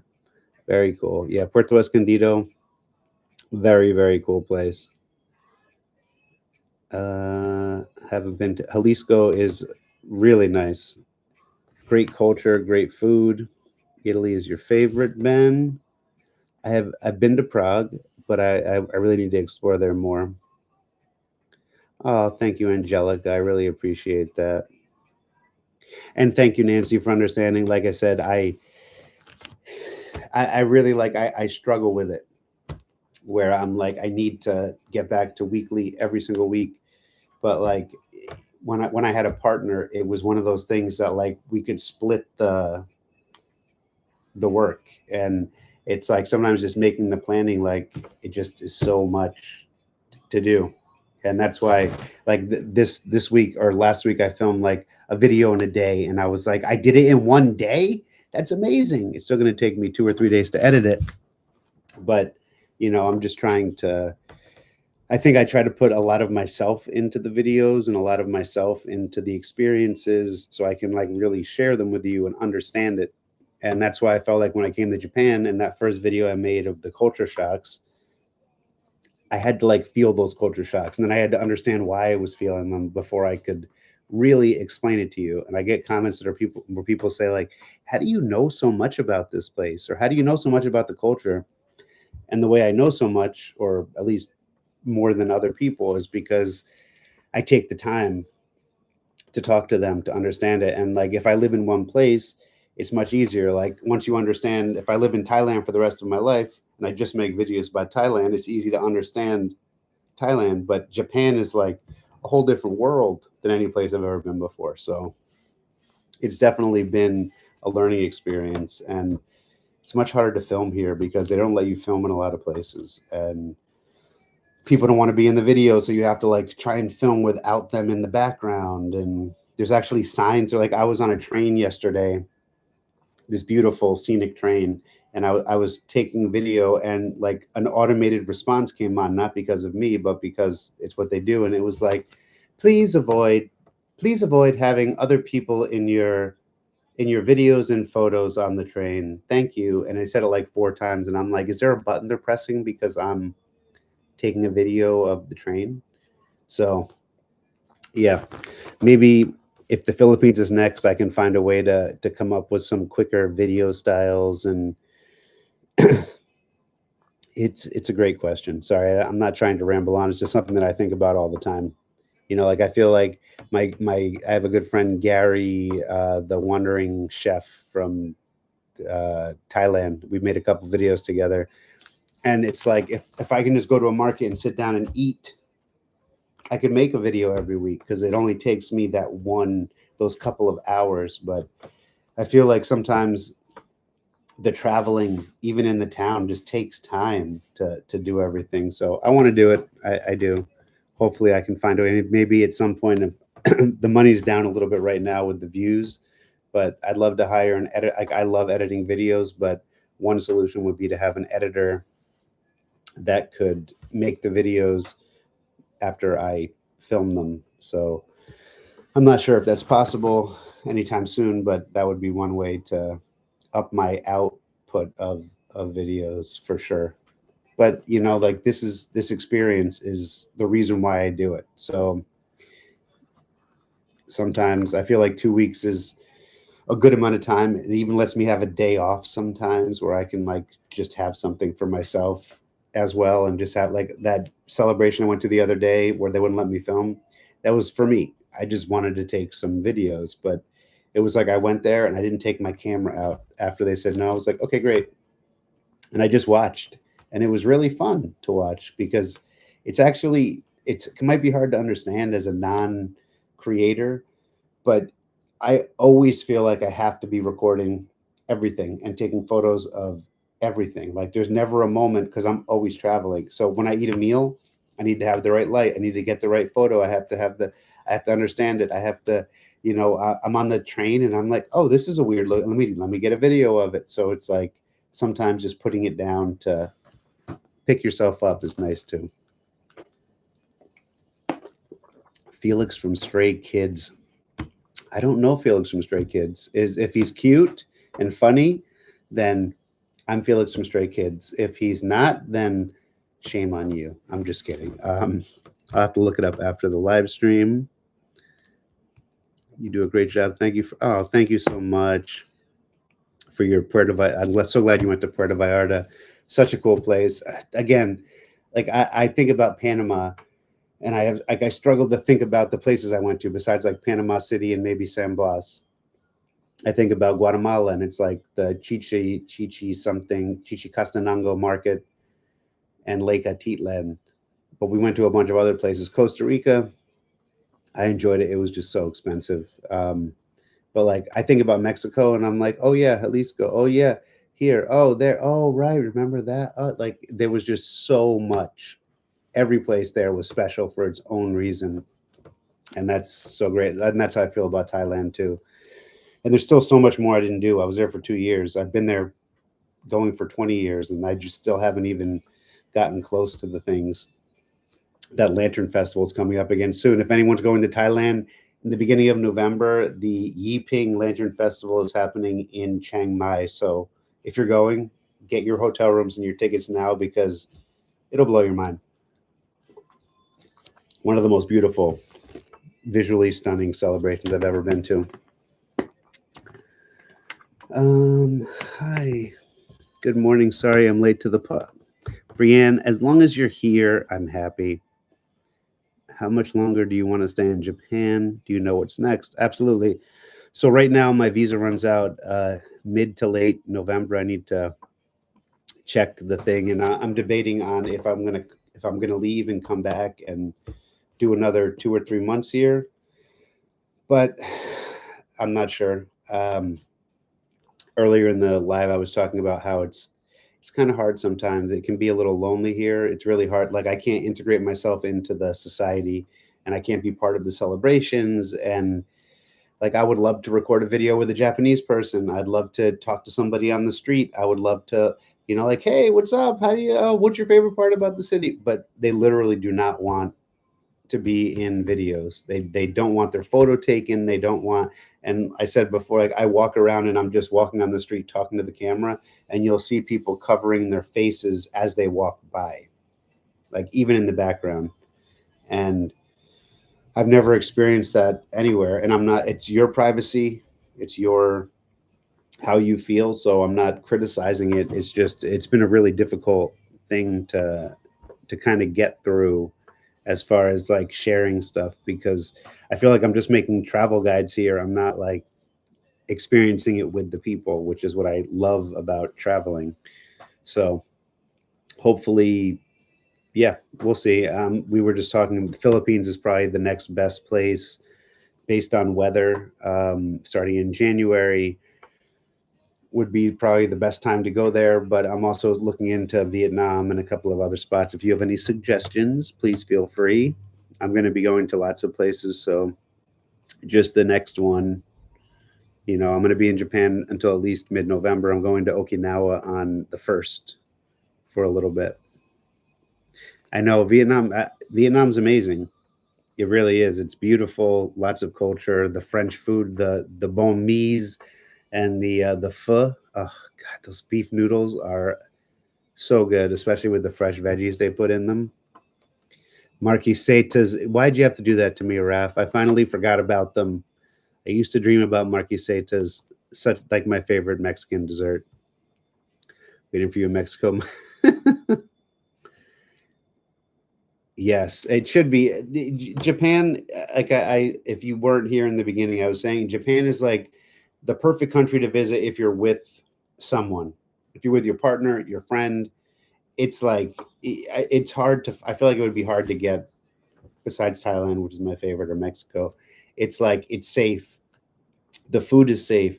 You don't really have to worry about getting sick because the hygiene level is so high. The toilets are amazing. The toilets blow my mind. I was at a workspace the other day, and every time I walked into the bathroom, I'd open the door and the seat would open automatically for me. And when I would leave, it would close automatically for me. And every time it amazed me. And I've been here for 5 months. It's just like the things and like transportation is so reliable, so easy. I do get lost all the time, but it's fairly easy. And the prices are good except for accommodations, so it should be at the top of your list. Yes, Benjamin from the Traveling Don was actually just down in Mexico, and they haunt my dreams too, Ben. The Marquisetas, gosh, I finally got them out of my brain, and now they're back. They're like, ah, it's like heaven in your mouth. That's all I can say. A Marquiseta is like heaven in your mouth, and they come in so many different flavors. I get them all over me. So good. Any elotes, yeah, elotes so good. I feel like I get corn a lot here, and Thailand's big on corn too, but you don't find that kind of stuff there. So yeah, Japan. So glad that I came. So much of what I thought I was going to be experiencing Hokusai, my favorite artist. I think there were some things I thought would be more prevalent, like the samurai culture. I really thought that was going to be like, I'm going to go and like see them make blades. They don't make swords. I mean, you can get swords here, but in general, it's a thing of the past. Like if you're interested in kimonos and tea ceremonies, absolutely, you can do that stuff. But yeah, some of the things I thought like you can still go see ninja villages like I did in Noboribetsu, which is so much fun. But yeah, there was just some stuff that I really thought I was going to connect with and find. But like I was like, I can't do swords. They make amazing kitchen knives. So I went to like 6 different of the biggest kitchen knife producers, and I was like, can I go to your factory? Can I see them make the blades and talk to them about like the history of blade making, what it means, the steel, and they would all look at you. And in Japan, they won't say no because that would be impolite, and they're very polite. They say either we'll think about it or we'll get back to you, and then you just never hear from them again. So that's an equivalent of a no. But I tried. I've tried a bunch of times. Like I've been trying to talk to monks about the difference between Zen Buddhism and Thai Buddhism, Theravada Buddhism, and they just don't like. I go into a monastery. I'm like, excuse me, can I talk to you? And they put their head down and they keep walking. And I'm like, okay, thank you. Um, so yeah, it's just the cultural side of things. Like it's easy to look at, but I like to experience it. I want to be next to the rocket when it goes off. I want to be burned by the flames on the fire boats. I want to be eating it. I want to be drinking it. I want to be at the vegetarian festival and get a sword put through my face. No, I'm just kidding. I don't want to get a sword put through my face, but that was crazy to be close to. I know a lot of people didn't watch that. I lost a bunch of subscribers from that video, but it was one of the craziest experiences that I've ever had. And they put me right in it, like standing next to the flames when they were walking on fire, walking up razor blade ladders. It was, yeah, so grateful for that experience. Really, really nice. So, yeah, I'm looking forward to that next month in Okinawa. I think that getting back to the beach, I mean, the beach is me. And if you saw last week's video in Kamakura, I was watching it after I put it up and I was like, you're so happy. And I feel like that's when I look at my Thailand videos and I'm making videos on the beach, it's where I feel like I'm home. And when I was standing on that beach walking through, with the Buddha right next to it and that Fuji sunset and the food, it was like I just felt like I was me. And I even sang in that video. I don't usually sing anymore, but I sang in that video. So I think that Okinawa is going to have a lot of, connect me from a lot for me to connect with. And I'm really looking forward to that. Uh, Again, the Tokyo, okay, I see what you're saying. It's not that it's. I understand what you're saying. It's the difficult times in Japan. Like I really like Japan a lot. It's so special. It's just hard to film videos here, and I think that if I was Japanese or I spoke Japanese, maybe that would be different. But they even have TV shows. I was watching one in a hostel I was at where like the challenge for the not the commentator, whoever the host is to go out on the street and find someone that will talk to him in less than 3 minutes. And he's like running through the streets and he's going up to Japanese people and saying like, hello, blah, blah, blah, blah, blah. And they put their head down and and like their faces blanked out. And he almost never gets a person. So it's not just me, like even they don't want to be on it. Or you'll see them walking through a mall talking about something and people are running out of the frames of the video. And I've just never, like, in a people are like waving at the camera, they're standing behind the host, or they're yelling things to their mom. Not here. They're just not interested at all. And if you weren't here before, I just was saying I went and had pufferfish the other day, and the lady was so nice. She asked if I wanted to take a photo with her. I said yes. She was wearing a mask. She came over and put her thumb up with the mask on. I went to take the selfie and she covered her face. So it was like a hand on her face and a thumbs up. And it was, it's probably just easier for me to show you the photo because it's really, really funny. But that's just how, like I said, it kind of made my, kind of sums up my experience.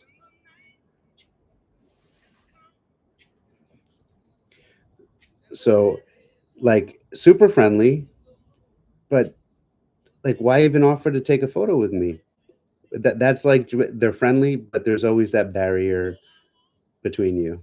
And yeah, I'm so glad she did. I'm so glad I went there, but it can be difficult um, to really connect. So, like, I connect with you guys. Like I said, that's why it makes this special for me. So, so happy to have you all here doing the market tomorrow. Ooh, is it true that Fukuoka is the best street food in Japan, or ramen, or those? Aref, I have heard that too. And I don't know because I haven't been there, but I did think I was going to Fukuoka, which is on the beach. And I packed up all my stuff and I went 3 hours to Fukuoka, and it was not the beach. It was in the middle of an industrial city. Apparently, there's a Fukuoka town and a Fukuoka prefecture. And the prefecture where all that stuff is in southern Japan. And where I went was the town that's an industrial town. So it was like factories and rice. And I got there and was like, where am I? And I guess the people on Google had posted the wrong photos with the place. And it is 3 hours away. It's 3 hours on a bullet train, not on a local train. So I'm planning on going there as well. But I've heard they have some really good ramen, though it might be hard to beat Sapporo's ramen. The butter ramen up there is like mind blowing. The miso ramen, so good. And in Okinawa, they do a wheat ramen that's supposed to be amazing. So we'll see. And street food, man, there's so much. I don't know. I don't even know how you would rate the best. Like, I couldn't tell you the best place for street food in Japan. I mean, maybe Bangkok because there's so much of it, but it's like next level everywhere. And I feel like in Japan, it's like, where's the best sushi? There's such good sushi everywhere. Probably again in Hokkaido because that's where most of the fish comes in to the country from the north. But I was at a market the other day and they had a tuna as big as me.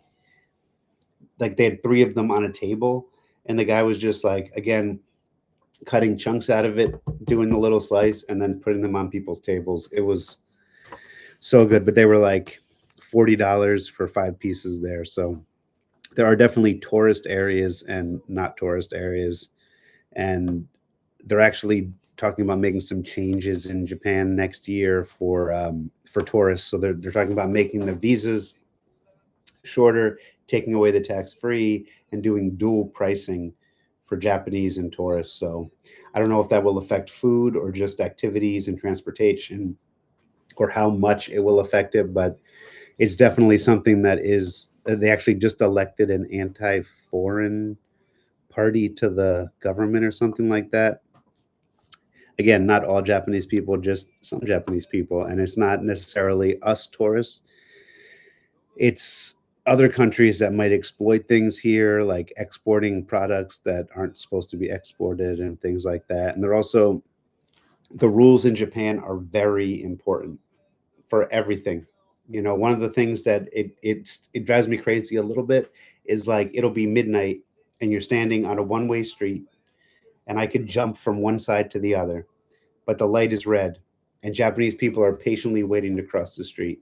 And I'm like, I'm looking, it's 5 blocks in both directions. There's no cars, there's no police, but they don't cross the street until the light changes. And that's just a great example of like, there's rules and they follow them because they're the rules. So, yeah. Is it true? No. But yeah, so this has been absolutely wow, dual pricing for locals, tourists. I know. It's just I don't know if you were here earlier, Animal Encounter, but the there's a lot of, they've made it super easy for us to do so many things here. Like I've never been to a country where you get tax free in the store. Like you get your VAT tax back at the airport, but here when I go to Uniqlo and go shopping, they ask me if I have my passport, and if I do, I get 10% off. And I'm like, what? And it's that when you go electronic shopping, jewelry shopping, wherever you go, besides food, you're getting 10% off with your passport. And I think that it's been kind of rubbing the Japanese a little bit wrong. And they've also been having a lot of problems with Chinese tourists come here and they purchase things like medicine, diapers, like real stuff, and then they ship it back to China and then they resell it. And I know that that's been rubbing Japanese people the wrong way. It's been much hard with the influx of, like, they're getting 4 million tourists a month, and it sounds great, but it also puts a strain. Like I was mentioning before, this isn't a tourist based economy. So for them, they still have to go to work every day. They still need to stay in the hotels. They still need to do stuff, and we're making it harder for a lot of people to do that. And we're also loud, and we don't respect the culture the way that they do. And I mean, I see it all the time. There's a sign that says no photos, and there's a guard there that says no photos, and the person says okay, and they walk in, and the first thing they do is take a photo. And you're like, you just acknowledged him that he said you couldn't take, but you took one anyway. And it's they just they do not like a lot of that stuff. So not all tourists are the same, but there's also been a lot of last week there was some YouTuber from Australia went to a Japanese graveyard, and in Japan they leave drinks on the gravestones as like an offering to the dead. You're not supposed to drink them. They're for the dead. Well, this guy went to the graveyard and was drinking the drinks off of the gravestones, knowing that he wasn't supposed to, but saying it was like a stupid tradition. Like, what is this? And then talked about like the Japanese mental health and all this stuff. And it was like a huge deal. And that's created a lot of like animosity because we're disrespecting the dead.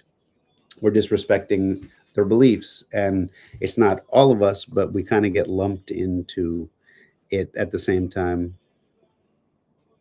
I know it's the same thing. Like if I was in New Jersey and this and somebody from another country came in and they were getting it cheaper than me, I would be like, what the hell? Why do you get your clothes for cheaper than me? Why do you? But yeah, so I could see why that would be. And there's like a separate line for them. So sometimes you even get to check out quicker because you're not paying tax. I mean, I went to buy a suitcase the other day. I didn't end up buying. The lady was like, you get 10% off with your passport. And if you pay with the Visa card, it's 5% more off. And I was like, I went and bought a external battery for my phone the other day, and it was like it was supposed to be 5,000 yen. I got it for 4,500, and then I got another 15% or 10% off because I paid with the Visa card. And I was like, I'm not going to complain, but why am I getting? But it's yeah, it's like they have tourism incentives, but they don't like tourism. It's a really strange. Like like the government is opening up for to have like people from Africa come here to study and work, but the Japanese people don't want outside people coming. It's like they're having protests and it's weird. Oh, I want to go to Korea too. I went there to get my visa renewed the other last time a couple months ago. It was really beautiful. I think it'd be really nice to explore there. South Korea, not North Korea. Maybe North Korea. Um, they should have to. Well, they really should. Just with an explanation for us, so we know how to be respectful. Like I remember going to Laos 20 years ago, and they had little cartoon books about how to be a good tourist in the village we were in, and it was like the middle of nowhere. But it was like, don't do this, don't do this, don't have public displays of affection, don't cover your mouth when you let. Like it was very simple, but it was also very helpful. Would I recommend staying in hostels or Airbnbs? Is there an Airbnb there, by the way? In Japan, Araf? It's if you're talking about Japan, it really comes down to whatever you're looking for. They do have Airbnbs here. They also have hotels. They have hostels. They have ryoukens. They're like traditional Japanese, which I definitely recommend staying in if you can afford it.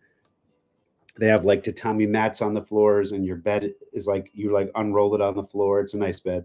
You unroll it, and they like serve you your food in the room, and there'll normally be a sauna either in your room or in the hotel, or a sauna hotel. Um, Again, those things can be expensive, but if you book them early enough, or depending on where you are in Japan, you might be able to get a better price. Uh, oh yeah, no worries. Yeah, we were just talking about a bunch of different countries.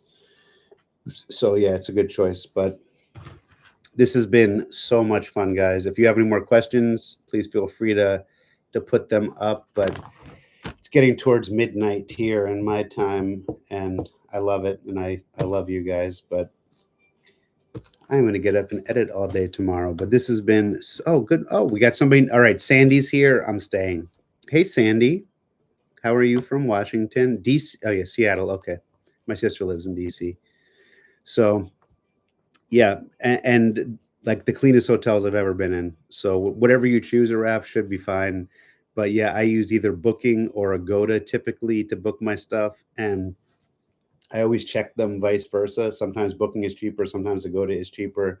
Sometimes they offer different options, but that's where I've been finding the best prices for places. Uh, which country is next? I am talking about maybe doing the Philippines in January. We'll see. My visa runs out mid-November or the end of November. I have to double check. And I'm just not sure I'm going to come back and spend Christmas here because I feel like it would be a very lonely Christmas. So I might go down to Indonesia like I did last year and see my friends in Uluwatu and Bali just to have the holiday with someone. If I don't go back to the States, but I don't think I'll be going back to the States for that. And yeah, I'm going to try and make a bunch of videos in the next month and a half and things so I can keep them going. Stop by Thailand before I head down there, and yeah, visit some friends. Maybe make a food video with another Thai YouTuber. Visit an island. I really want to go to Koh Chang. It's supposed to be amazing, and I haven't been there yet. So maybe just do like one video in Thailand, and then head down and do like the Philippines. The best season starts in January, so maybe do like 6 months in the Philippines and then see where to go from there. But it's all still up in the air. But that's the plan. I know the Philippines has a huge Christmas. It's supposed to be like one of the best Christmas countries that you can go to. Oops, I dropped something. All right. Yes, from the United States. Siki Hor. Oh my gosh, so good. Um, I mean, I used to love Boracay, but it got kind of crazy.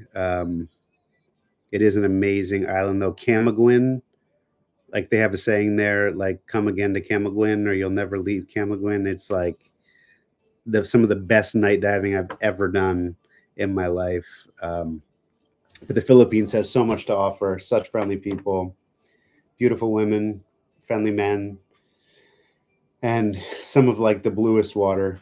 So yeah, I definitely want to go back there. Thank you. You made me get to know my country. Oh, that's so nice, Ref. Thank you. I'm so glad that we helped to show you your country. That's one of those things that always means so much to me when people are, like it's your country, and then I come and people are like, "You've seen more of my country than me," and it inspires you to see your country. That means so much, especially from a local person. And I feel like that in Thailand, people are like, I've never been there. I have to go there now. I need to go to this celebration. I need to go to this festival. I need to meet these people. Am I going to work in Japan? Um, I mean, I think technically I am working in Japan as a YouTuber. Um, I will not be having a job like a Japanese job here. I think the only thing I'd be qualified to do would probably be teach English, but I've heard that that can be a really difficult proposition. Lots of things, but that's not really my gig. I'm a traveler, YouTuber, adventurer, scuba diver. Yeah, I mean, I guess I was a teacher for 20 years when I taught scuba diving, but yeah, I'm not looking for a job in particular. Well, thank you, Messy Nest. I'm so grateful. I can't wait to share them with you. Um, and again, please, if anybody has any places they want to see or things they want me to see to do, please share it with me. If there's things you think I can do better in my videos, if there's things you want to see more of, like I don't know if you've noticed, but in Thailand, I kind of got away from showing eating food. And in Japan, I've reincorporated it. It's usually at the end in like the last half of the video, but I've been going on some pretty little epic food binges in the videos because I know that people love to see food and I love to eat. And I finally felt like it was time to start eating with you again. So I hope that you're enjoying that. What am I drinking? I'm drinking Aquarius. It's like a low sugar Gatorade kind of thing, hydration. And I'm also drinking a giant 2 liter bottle of green tea that I added chia seeds to. Both cost $1 at the 7-Eleven Aquarius. And some sort of, it's like extra strong green tea that helps to reduce body fat, or so the bottle says. I don't know how it does, but uh, I need to. I always include the prices of the activities, but I've been slacking on the prices of the food, and sometimes I don't include the prices of the hotels, which I started including again because in Japan the prices fluctuate so much. And I was saying this earlier that like I'll be in a capsule hotel that's the equivalent of $25 or $30 a night, which is fair, Monday to Friday, and then Saturday that same capsule, tiny little capsule, goes to $120. Not because there's a celebration, not because there's something big event going on. It's just the prices will like on the weekends randomly quadruple. And I'm like, why? And I ask at the hotel and they're like, it's just what we do here. So this hasn't been everywhere, but like Tokyo it didn't happen. But when I was in Sapporo, it happened all, or in like Hokkaido, it happened all the time. I was just visiting Osaka and it happened there too. My room tripled in price just for Saturday and Sunday. And I just refused to pay $100 to sleep in a dorm of any kind unless it included like massages, a sauna, free meals, and maybe a Lamborghini. I don't know. Um, do I ever feel lonely? You know, I used to feel more lonely. I don't. I think there's a difference between being alone and being lonely. And there's things I miss. I miss being able, like, I share things with you, but sometimes it would be nice to like share a meal with somebody. And I never felt lonely in Thailand, but I do feel lonely sometimes in Japan. um, because I literally am alone here. And I've never talked to so many tourists before. I've actually started really connecting with people from other countries that are not Japanese, which is not something I typically do because I'm usually integrated into the culture and the people. But here I've been like, oh, I can talk to these people too. And it's been really nice to be able to chat with them. But I do occasionally, I think everybody might feel lonely from time to time, but I realize everything is impermanent. And just because you feel lonely doesn't necessarily mean it's a bad thing. I think when you feel lonely, it helps you to appreciate the time that you do share with people and to cherish it more and to really be able to like experience it. And I think when I'm lonely, I try to think about why I'm lonely. The Not to get all Buddhist on you, but the Buddha says that our greatest refuge is inside ourselves. And I try to remember that when I do feel lonely, because it's like, okay, you're lonely. Why are you lonely? You don't always have to be surrounded by people. You don't always have to have someone to talk to. That's a great time to reflect. It's a great time to think for yourself, to be for yourself. So the feeling does come in sometimes, but typically I just feel so grateful. I'm so grateful to be on this journey. I'm so grateful to be sharing it with you. And like when I wake up and I go outside and I'm walking through Japan, like I went to the supermarket today and I'm in like a little town, not a little town, but I'm just walking down side streets and I'm looking up and I'm like, this is Japan. Like this is real Japan. This isn't some big tourist destination. This is like where Japanese people live. And I just felt so grateful for it. It wasn't sunny out. It was a cloudy night or a cloudy afternoon, and it wasn't too hot. And I was grateful it wasn't too hot. And yeah, so I think gratefulness helps a lot when I do feel lonely because, you know, like I feel like I'm very free. I have a lot of freedom, but as they say in Team America World Police, freedom isn't free. There's sacrifices that come along with it. And, there's not many people that do what I do. So it can be really hard to sometimes be on your own and do it on your own. But I think of the alternative, and this is where I want to be. This is who I want to be. This is who I am. It's not even who I want to be. This is I finally found me, and me is this guy right here, traveling around the world. If I find somebody to travel with, amazing. I would love to have a travel partner. Again, I would love to have someone to share this stuff with, and like in real time. I love sharing it with you. Don't get me wrong. You are such a huge part of this journey, but it's definitely, yeah, it's part of it. I live a very strange and beautiful life, but I don't really get to have a community. I don't really have, I mean, I have some great friends I talk to on FaceTime and through the internet and text messages, but it's not always the same. You know what I mean? Always include the prices. Yes, you just said that. How do you support yourself on the road? This is how I support myself for 5 years. This is my full time job. I am a YouTuber. I um, I get paid through views. I get paid through collaborations. People are my patrons, like Richard, who was here earlier. I don't know if he's still here, and they give an amount to be part of 5, 10, 20, $25 a month to be part of my Patreon community and get like separate special behind the scenes things and help to support me. And then people buy me coffees on like the buy me the coffee thing and stuff. So that's how I support myself on the road.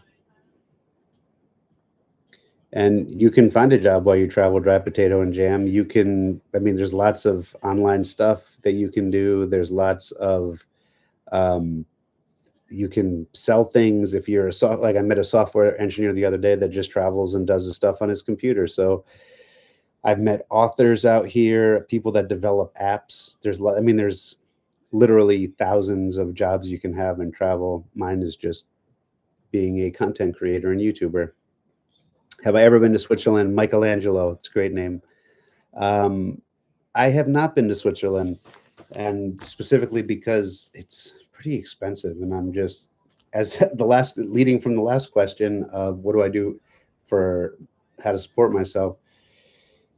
I support myself with this. So the money I make now which goes up and down based on the country I'm in and the views that I get.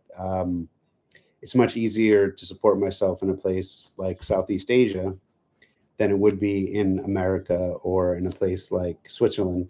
So if I get bigger, if YouTube gets bigger, if I make more money, I would love to come and visit Switzerland and do stuff. But I really don't like to go to a place when I have to worry about if I can afford things, because I feel like it puts a lot of pressure on me, especially because I'm on my own.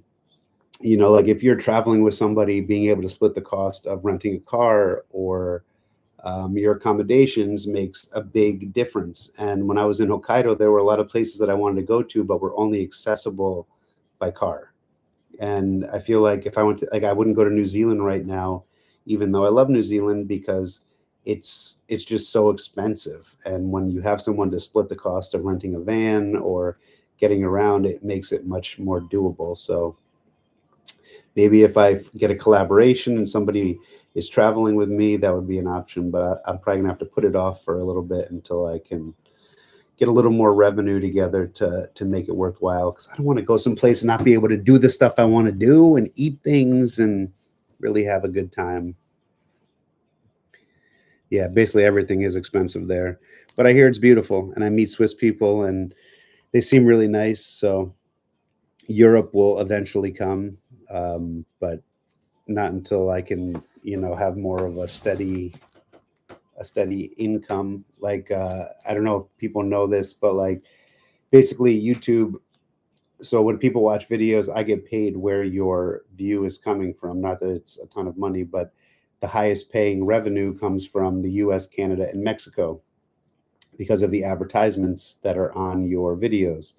In places like Southeast Asia, it's significantly less because of the advertisements that they have. In America, we sell drugs, we sell financial institutions, we sell Marvel movies. So like those guys are paying top dollar to have the advertisements that you see on the videos. Whereas in Thailand, it's more like the Grab app or local things. In India, I think it's the lowest place in the world, and they have like local suit shops and restaurants paying for advertisements. So Japan is like an in-between country because they do advertise some big things, but yeah, so it just depends, you know, on those kinds of things. I'm drinking so much right now. This is crazy. I was gonna have a beer, and then I was like, it's the morning in wherever you guys are, and it's not the morning here, so I don't need a beer or sake, but they're both really good, especially in Japan. Japan beer blows my mind. Never I don't normally drink draft beer. I'm just like, give me a bottle, give me a can. But in Japan, when you go to a restaurant, it'll be 500 yen for a bottle of Sapporo and then 600 yen for a draft beer. And in America, draft is typically cheaper because it's coming out of the keg. But I finally tried one and I was like, this is magical. It's like a totally, like people, I've never been to Ireland, but they say you haven't had a Guinness till you've had one in Ireland. Well, I loved Sapporo at sushi restaurants in America, but it's not like Sapporo in Japan. Like that stuff gets made in Europe, and in Japan they actually make it here, and it's so much better, so delicious. All the draft beer is just like the next level, so good, and beer is so cheap here. Not as cheap as sake, but pretty cheap. Visit a military base in Japan. They might be able to advise American tourists. Advise me to do what, Wahoo fan? What do you want me to do that the military needs to tell me about? Please tell me. I'd like to know.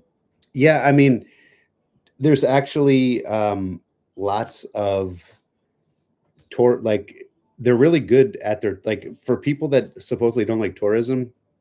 When you go to a tourist information center, they have brochures in like 9 languages. They'll have 6 people that work there that all speak a different language so they can help you.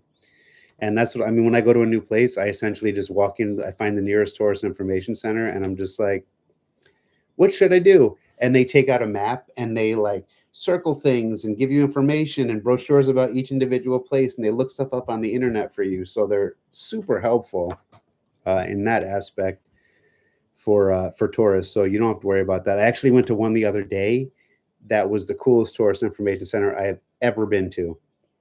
So they have earthquakes here, and they have the buildings are a lot of them are built on these special seismic isolation devices that are massive. But they have like 8 or 9 of them under the foundation, depending how big it is. And when an earthquake comes, they shake instead of the building, or the building shakes less.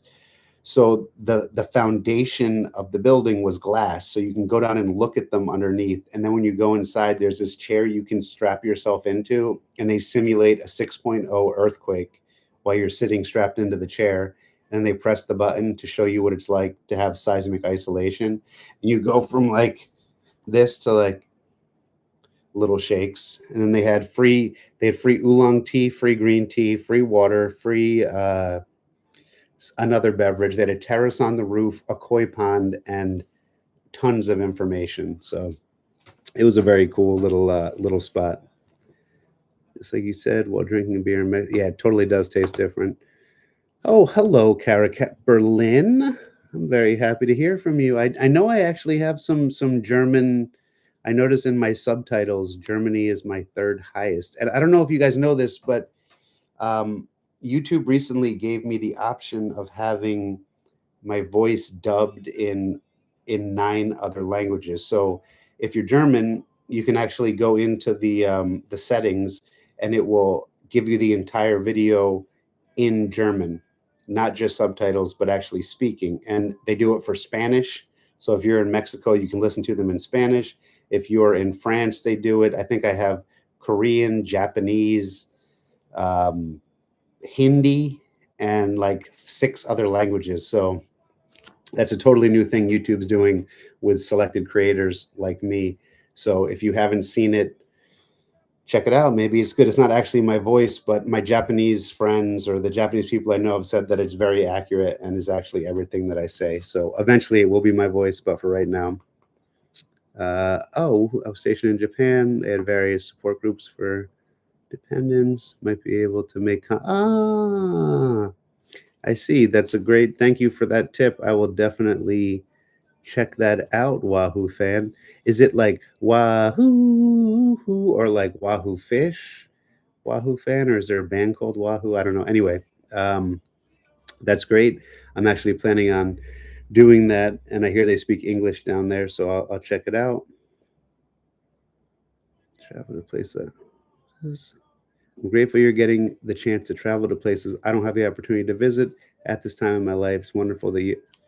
Well, Sandy, it's the same right there to you. I appreciate you saying that.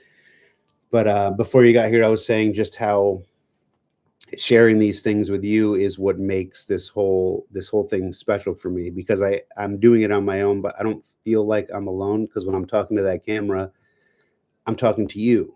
And it's so nice because it makes it that much more special for me. It makes me want to learn the things that I can share with you, and go to those places and eat that food where I'm like, they're going to love this. Like if you just watch my Kamakura video, I eat this giant chocolate volcano shaved ice, and I'm like, they're going to love this. And then I eat a Japanese candied apple, and I shared some photos from my childhood in my mother's home, and my homemade costumes my mom used to make for me. And it's so nice to be able to share it with you. So thank you for being here, because it means so much on my journey. I like your voice, but thank you for this opportunity. Oh, thank you so much, Kara. I thought it was so cool that, just in case people don't want to listen to me, or don't. I mean, I know people speak English all over the world, but sometimes people listen to videos like in their headphones or whatever. It's an option. So thank you. I appreciate it, and I'm so happy that you're on the team, in the family, the country collectors. We are country collectors together, people, and that means the world to me. So thank you so much for being here. And again, whatever, if there's places you want me to visit, there's also a new. I got this option a couple of months ago to have like a new community tab, so you guys can actually post on the page. So it's not just when I post, like you can post your travel experiences and stuff. And I love to hear about that. So if you're ever going to a place that I've been, or a place you want me to go to, or you want to share a travel story or a travel adventure, you can actually post them on the page now. You don't have to wait for me to post something. in order for that to go up. So it's a cool new feature, and I love hearing about those things. So please do. Europe is expensive, very interesting place to visit. Yes, expensive. Yes, Italy is really, really good. I'd love to go back someday. Ah, being in Venice, oh, so beautiful. Cinque Terre, being in, I just want to walk through the streets of Florence again. And I'll try and put up a photo, but like when I lived there, because it was right after it was like 9/11 happened a week after we got to Italy for 6 months. And we had like a very specific thing from the school. We had to dress like Italian. So it was the only time in my life I've ever had like skinny jeans, tight shirts, I used to walk around with the scarf on in the street so we could blend in. And it was such a cool experience to have, not 9/11, the really feeling Italian while I was in Italy. And thank you, M3K4 Guitar. Sapporo is one of my favorite places in Japan. And people argue with me about it like it's not that great, but I think Sapporo is such a cool city. It's so much nature, so much amazing food, so many great day trips. The prices are good, the people are nice, the parks are amazing, and if you ever go to Sapporo, people, the city is basically connected by a network of underground tunnels.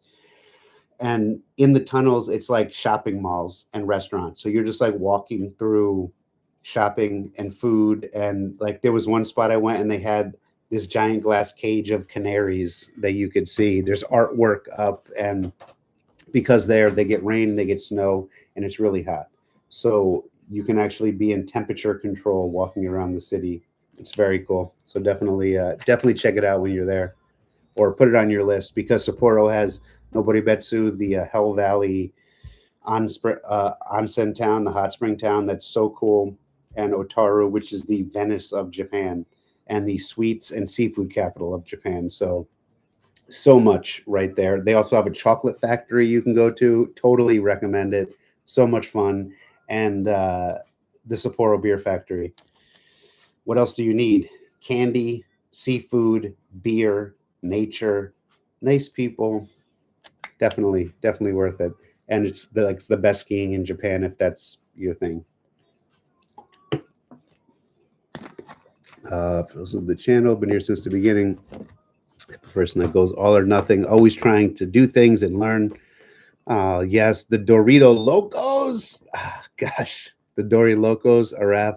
That was hilarious. They don't sell like Doritos in Japan. I actually bought my first, or in Thailand. I actually bought my first bag of Doritos last night, and I'm so excited. I don't normally eat Doritos, but I opened them right before the live stream, and they're like the best Doritos I've ever had. Japan does stuff so good. Get those. Oh gosh. And when my first bite of them, I'm like, Dory Locos. As soon as I had it, I was like, these need to have some cheese and gummy bears and some other weird stuff in them. But thank you, Araf, for pointing that out. I do try to be all or nothing, really get into it. And Gabby, I love your travel contact. You're gonna planning to stay in Japan, or are you gonna go back to Thailand, Gabby? Well, Gabby, great question. I've been in Japan for 5 months now, and I think my visa runs out mid to late November. I need to double check. So I'm kind of on the fence right now of if I want to stay here in the winter, which I'm not really leaning towards because I'm not a big cold weather person.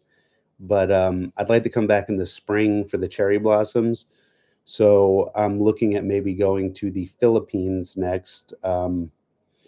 Could be someplace else, but the Philippines is at the top of the list because they're like the next big season of like great weather, friendly people, good food, and islands everywhere with nature and a nice little culture. So I think I might be going there late December, early January.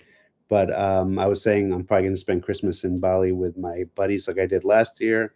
It's so nice to have those friends there where I can go and like really spend time with people in person, if that makes sense.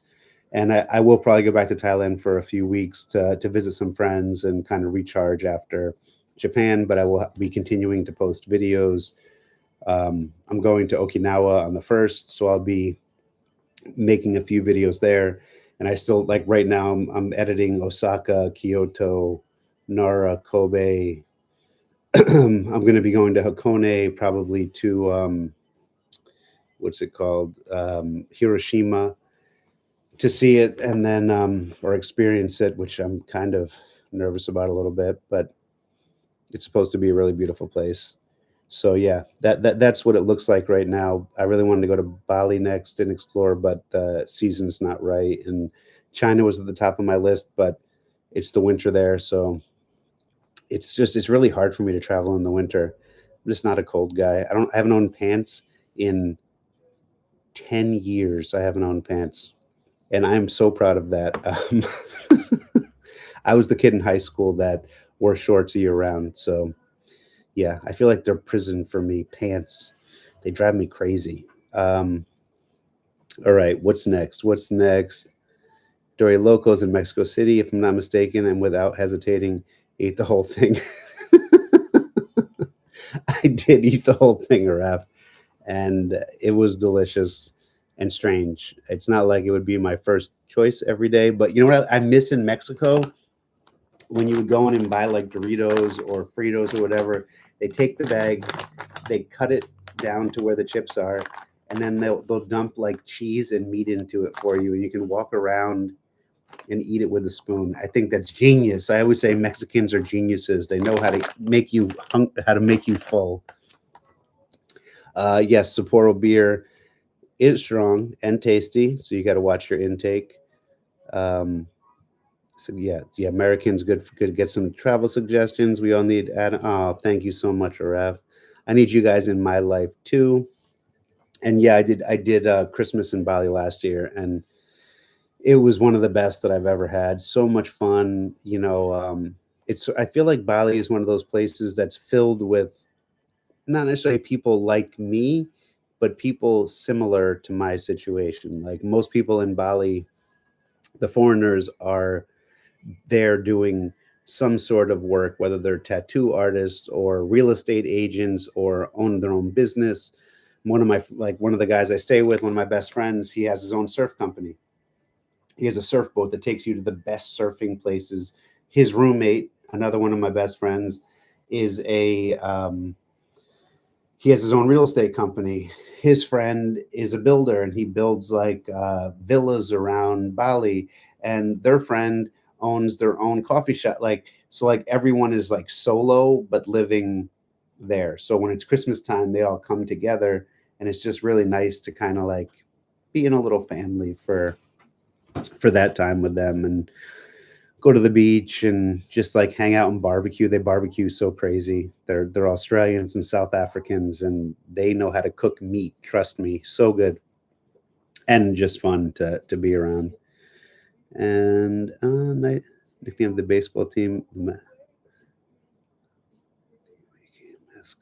How about Taiwan? We were talking about that earlier. I would love to go to Taiwan. It's I've been there before. I spent a couple of months about 10 years ago, and before I had the channel, and it was so nice. The people are great, the food is good, easy to get around.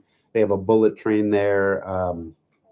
The trains there are actually on this like I don't know what it's called, like a little tilting thing, so you're always level when you're on the train. So the train goes like this, but you stay like that inside. So cool. And the number one snacking culture in the world. They know how to eat there. So I had the best carbonara of my life there, and I've been on a hunt to try and match it ever since then, and I've never even come close. We were in like some little town, and the lady was like her husband was French and she was Taiwanese, and she made this. I feel like I'd never had carbonara before, and I remember eating it and being like, "This is the best pasta I've ever had." And I'm Italian. I used to eat pasta every day. I had pasta for dinner tonight. Um, but yeah, I actually went to a Denny's. I know Denny's the other night with the people whose house I'm in, and it's like a real restaurant here. It's not like Denny's at home. They had like steaks. I got carbonara there that was really good. They did a jambalaya. They sell beer, wine, whiskey. It was like and the menu was like it was like a cheesecake factory menu, if you know what I mean. Like there were so many things, and then you have a little computer on the table, and you just type in the number of what you want and the number of the ones that you want, and it shows up at your table. I'm like, you people are geniuses. Um, but yeah, I tried to go there for lunch today, and there was like an hour wait. So Denny's popular in Japan. Even their fast food, like I don't normally eat fast food, but I forget where I was the other day, and I just needed something to eat, so I went to McDonald's, and I was like, this is not McDonald's. Like it looked like the picture. It was perfect. Like you look at the picture, you look at the it's hilarious. You look at the sign, you look at your food, and you're like, these people care about this. Samurai pork burgers, and you can get like shrimp, like they have some really impressive stuff there. So definitely check it out when you come to Japan, like Denny's and 7-Eleven. Like it's just Japan takes everything to the next level. Like there's nothing. I feel like there's nothing in Japan that isn't good, that isn't done better than we're used to it at home. So very cool. If you decide to come to Dallas, let me know. Absolutely. I love Texas. I love eating Texas food so much. Texas barbecue. All time favorite tacos. Oh man, tacos al pastor. You're just a Raf. I feel like I'm back in Mexico. I miss tacos pastor. I miss cochinita. I miss the people. I miss the and the tortillas. I miss the little old grandma who just all day long tortilla, tortilla, slap it on the comal, tortilla, tortilla on the Oh God, the flavors there are just one of my favorites in the world. Absolutely. Have you considered traveling to Taiwan? Well, Gabby, we were just actually just talking about that. Yes, Taiwan is definitely on my list. I've been there before, but before I had the channel, and I'd love to go back and explore some more. They recently had an earthquake there that messed up some of like the northern regions, but like the Tarako Gorges, which was stunning. So yeah, definitely Taiwan on my list. And the Camino de Santiago, I want to do it. It's something that's always seemed really interesting, but I feel like it would be more of like an interesting experience for me personally than one to vlog. It's just like weeks of walking, and I could share my personal insights, but I just don't know that I'd be able to like really share them with you, like walking with my computer and my camera. And I feel like the Camino de Santiago, if you don't know what that is at home, there are like several routes around Spain, Portugal, and I feel like just another country where they do a pilgrimage where you walk for days or weeks or months across like beautiful landscapes, and you stay in these little villages, and it's supposed to be a super special experience. It was something that I considered doing a while back, but um, it's supposed to be like a very personal kind of experience. One of the reasons why I don't really do, like, I'd love to go, and I was in Thailand. I wanted to do like being a monk for a week or being a monk for a month, but you can't really vlog something like that because it's more of like a reflective, like living in that like small moment, and experiencing it, like the internal thing, letting everything else go. And I don't know that it would be so easy to share through vlogging, but I'm not against it. It's not that I don't want to consider it. It might be something I could do in the future. I think it'd be great with like a partner to do it with, someone to like do the like a little play off of, because like I don't do big hiking videos. I might go hiking in my video, but I don't do hiking videos because it's so hard, as like for me anyway, to like solo carry walking. Just being like, wow, what a view. Wow, I'm so tired. Wow. Like when you have someone you can be talking to about the nature and stuff, I think it really, really helps. Yes, Angelica. Viva Mexico. Chilaquiles. I know I do. I miss chilaquiles so much. Actually, when I was in Bali for Christmas last year, one of my good friends, Alex, is dating a girl from I can't remember, in Mexico. It's like the really fancy town um, where the rich people live. But her plan on New Year's Day was to make us chilaquiles. She promised, and then she got too hungover to do it, and I was very disappointed. Very disappointed. But it's okay. I understand. Things happen. It was New Year's Eve. There were fireworks. There was a lot of drinking and things until 4 a.m. So we didn't get to have chilaquiles, but I want one. So I want them so bad. I want like the salsa verde chilaquiles so bad. Japanese put art in their cooking. I mean, they put art in their everything. And that's one of the things that's so impressive here. Like I feel like a lot of the time back home, people just kind of do stuff because it needs to get done. But here there's like a different level of involvement, a different level of care. And it you see it in everything. And right in the beginning I was talking about this, like people when they're sweeping the streets, they're doing it in a way you wouldn't even like I saw a lady the other day, she was sweeping the street and there was a pigeon that had like something stuck to its wing, and she like spent 15 minutes slowly approaching it. She was sweeping around it, and then she like got down to the pigeon and like took it off and like patted it on the head and then went back to sweeping. The sushi guy, I've never like I've seen the restaurant I used to work at for 20 years. We had a sushi guy. He did it. He made it. Next one. Next one. There's not like a we're gonna rush to get it done. It's this is how we make it. This is how long it takes. And you see him like the rice is so like he does this like weird movement. They all do it with like their hand, and it's like the perfect thing of rice. And then they take the fish and they layer it onto it and they place it on the plate, and it's like if you take the time to look, there's just so much striving for excellence, and it's something that's really interesting and like a great lesson. I feel like about things in life, it's like they really take it seriously, everything.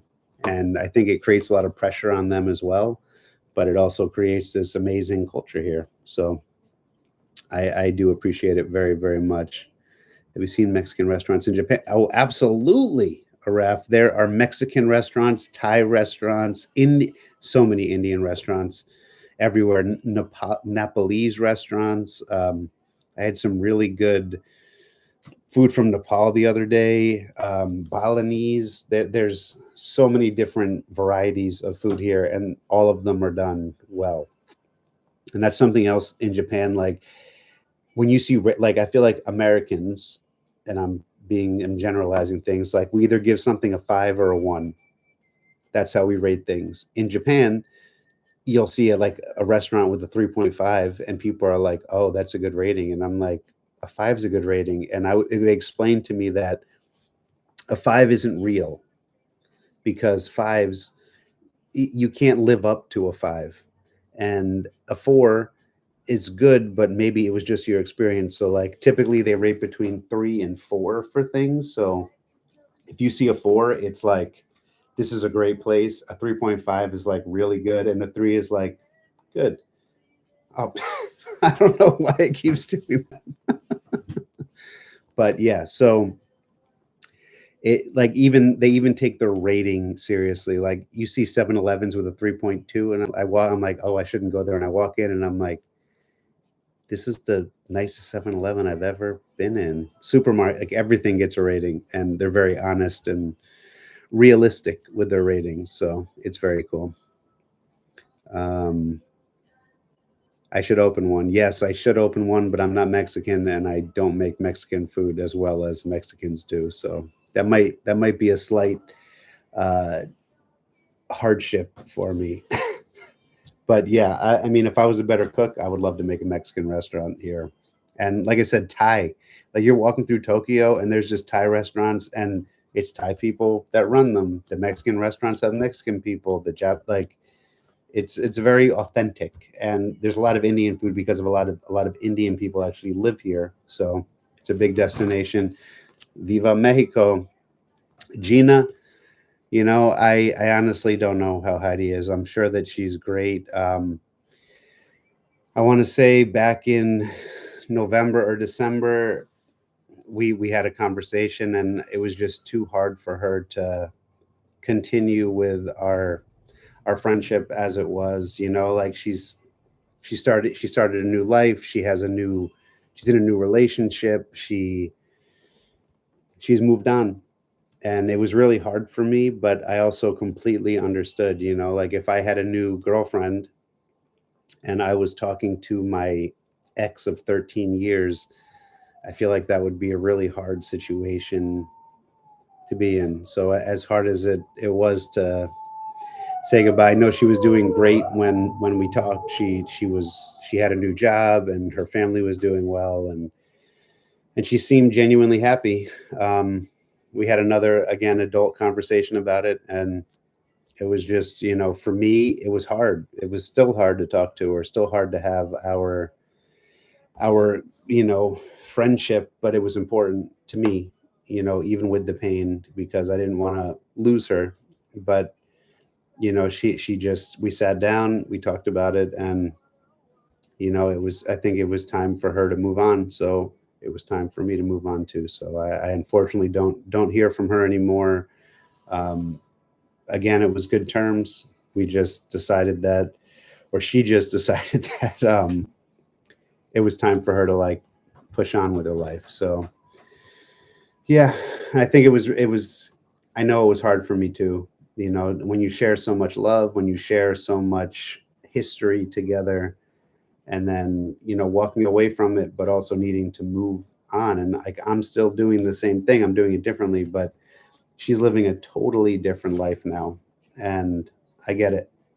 It's probably also a big reminder of that period of her life where so many bad things happened and so much went wrong. So maybe in the future we'll be able to have our friendship back again. But I totally respect her decision, and I wish her the absolute best in everything and complete happiness. And I really hope that whatever she's doing and who she's with is someone that really treats her the way she deserves to be, and that's like a princess, and the amazing person that she is. So yeah, sorry it's not better news. Sorry I don't have more information, but yeah, it's just me now.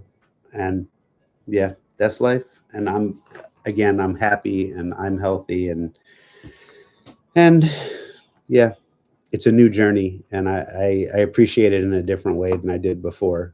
um, Someone asked before if I was lonely, and the answer, and I gave a pretty long-winded answer about what loneliness is. And I think that in the beginning it was really hard, but it also taught me so many lessons about me. And I'm so grateful at 45 to have been able to really discover myself and continue to discover myself by myself. And not to say I don't want a partner or want someone to be with or wish I could share this journey with someone, but it's it's also like a very unique and beautiful way to see things and to understand myself in a way I never really did, because we were together, we just we were the same person, and I didn't need to do these things I do now. I didn't need to connect the way that I did. We connected with people, but like you saw my Thailand videos, I feel like the things I did there, the way that I integrated myself into that culture with the Buddhism, with the celebrations, those are things that I never would have done if I was still with Heidi, because I didn't need to. I didn't have a desire to, because I could just, lean on her, have her. But by myself, it was like I needed to find community. I needed to find, purpose. And, that's one of the reasons why I love Thailand so much, is because they accepted me in such a beautiful and whole way that it gave me a new way of traveling and a new way of understanding things. And I mean, like when I bought my ticket to Okinawa the other day, I like got up and did a little dance in the living room, and I'm like, "You did it! You did it! You finally!" Like I've always wanted to go there, and I just made a decision, and I was like, "Boom, buy a ticket right now." There was no like, "Well, maybe I'll wait till next week or I'll think about it." It was like, "You're done." So it's different. It's a new journey, and I'm grateful for it, and grateful to have all of you here too. Mexican adopt. Yes, you Mexicans did adopt me, Araf. Absolutely.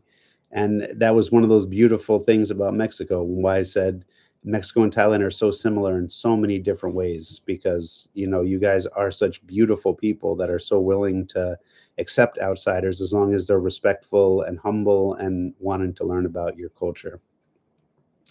How do you communicate in Japan? It's one of your concerns. I heard most of them only speak Japanese and no English. Well, Araf, like I do most places, I use Google Translate, and it works everywhere. So you get yourself a SIM card. Um, in Japan, you can get them at the airport. I have links in my descriptions that I share that of the SIM cards that I use. But if you download Google Translate and download Japanese to your phone, you don't even need the internet. You just put in your questions. I mean, a lot of people do. It's not they don't speak English. A lot of people do understand some stuff, but yeah, I just like when I'm if I'm lost at the train station, I just take out my phone and ask, or I show them the destination I'm going to, and they'll point at a map for me, or I just yeah, Google Translate is how I got through Thailand, how I got through uh, everywhere I go. Actually, Google Translate's amazing, and they have these like new headphones you can wear that translate. I don't know. I haven't had a chance to check them out yet, but it's supposed to be pretty cool. So don't worry about it. Cool. I mean, that's why I talked to my master in Thailand who gave me my amulet. I just use Google Translate, and he looks at it and goes, and then he talks into it, and I can't understand what it means because it's written in the language of the universe, but I still love it, and it's really easy here to figure stuff out. And a lot of the signs are in English, and the subways have English descriptions. And if you use Google to get around, it tells you what platform to go to. So super helpful.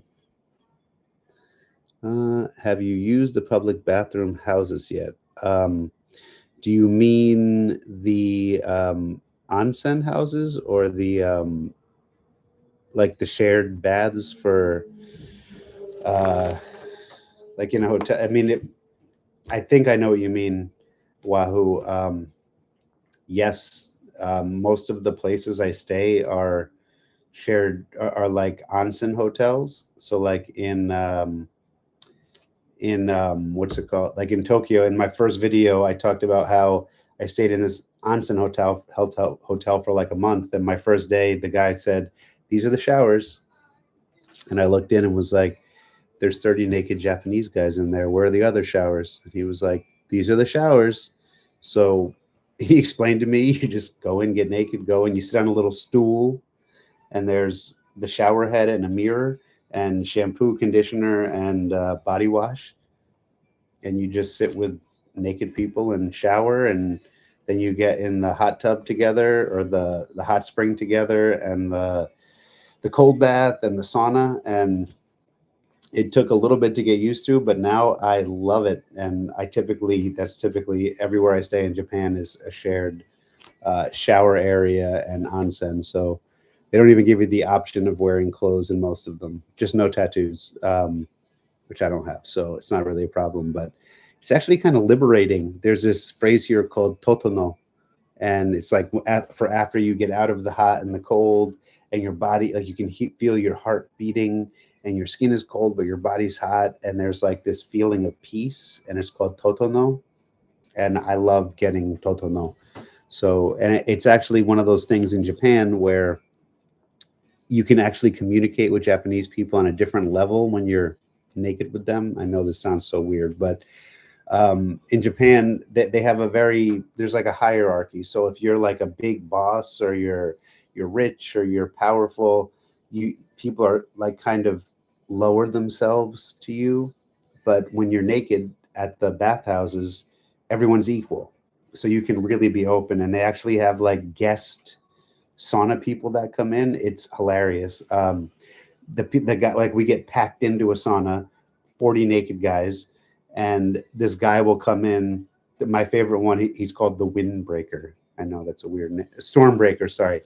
um, and he has like this giant towel, and he wears a headband and like a gold uniform, and it's like 100 degrees in the sauna, and he comes in and is like, "Me a second, yeah," and all the men are like, "Hi, hi, hi," and they all clap, and then he takes his giant towel and like fans everyone and like does these things, and there's music playing and bells chiming, and then every 10 minutes you come out and he dumps a giant bucket of ice filled water on you, and then you go back inside, and at the end everyone's like naked bowing to the guy, and then he sells like his headbands and t-shirts and stuff in the little restaurant afterwards.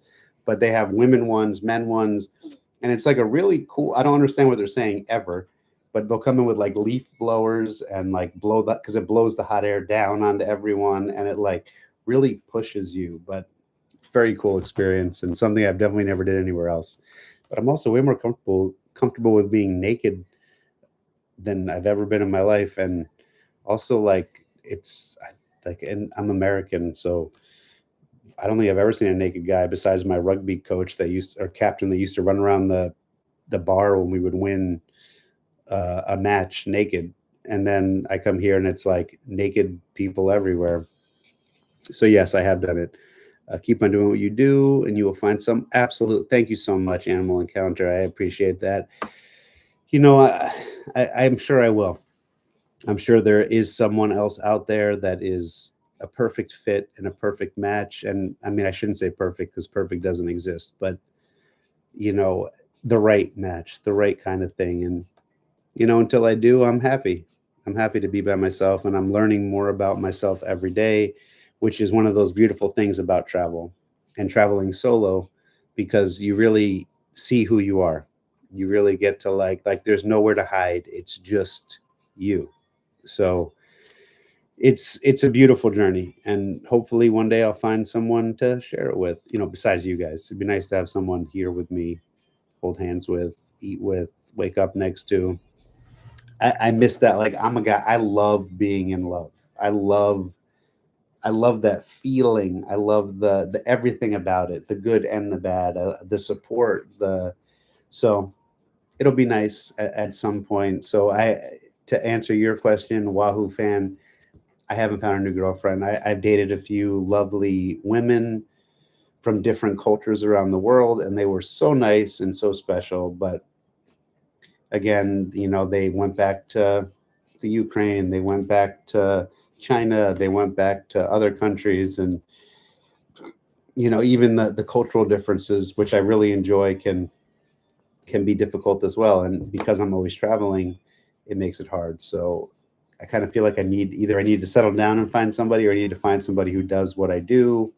But someone's out there, and you know, I'm when they come, and I'll be so happy to meet them, and I will appreciate them so much after this solo journey. But yeah, no pressure, no rush. Hopefully one day. If not, it's okay too. You really don't want a guy coming into the room. You're right. That's why his name was, he was Stormbreaker, not Windbreaker. That's very funny. But yeah, it's been such a great journey. But I really want to do more of these lives with you guys. And hopefully in the future I will have more like solo time. But you know, just catching up with you, hearing your questions, sharing these stories is so great. And I'm sorry it's been so long. I know it's been like a year. I saw it the other day and I was like, oh my God, I haven't talked to the community in so long. So we should do more of these, and we should catch up. And I honestly want to hear about your stories like this. We are country collectors together. So it's not just me on this journey, it's us. And hearing about your stories and hearing about your adventures, and whether or not it's me inspiring you or you inspiring me, like that, it's a team. So please keep sharing stuff with me and coming around for everything. And I love reading your comments. They mean so much to me, and knowing that you're there is just, it's what makes this special. So let's do more. Let's catch up more. Let's have more, you know, candid conversations and things. And please, you know, let me know things. I want to know. I'm here for you. Be here for me. And I am, yeah, it's like 12:30. Wow, it's been 2.5 hours. This is amazing. I love talking to you guys, but I think I am gonna call it for the live. I'm so happy that we got to do this. Let's do it soon. And yeah, you guys are the best. So thank you again for everything and just being on the team because you're amazing. And yeah, I know, Brienne. I love them too. I don't know why it's been so long. I'm so sorry that I've been slacking on them. Japan's been so tough because I don't have a I haven't had my own private space, so it's kind of hard to have one of these with you guys. But I finally this week I have a place to myself, and I was like, I got to do it. So I'm sure if the Philippines is next, or it's about whatever it is, I will have more private hotel rooms where I can sit down and have a good internet connection and be able to chat with you like this. You will always, I know. Thank you, Brianne. It's so nice.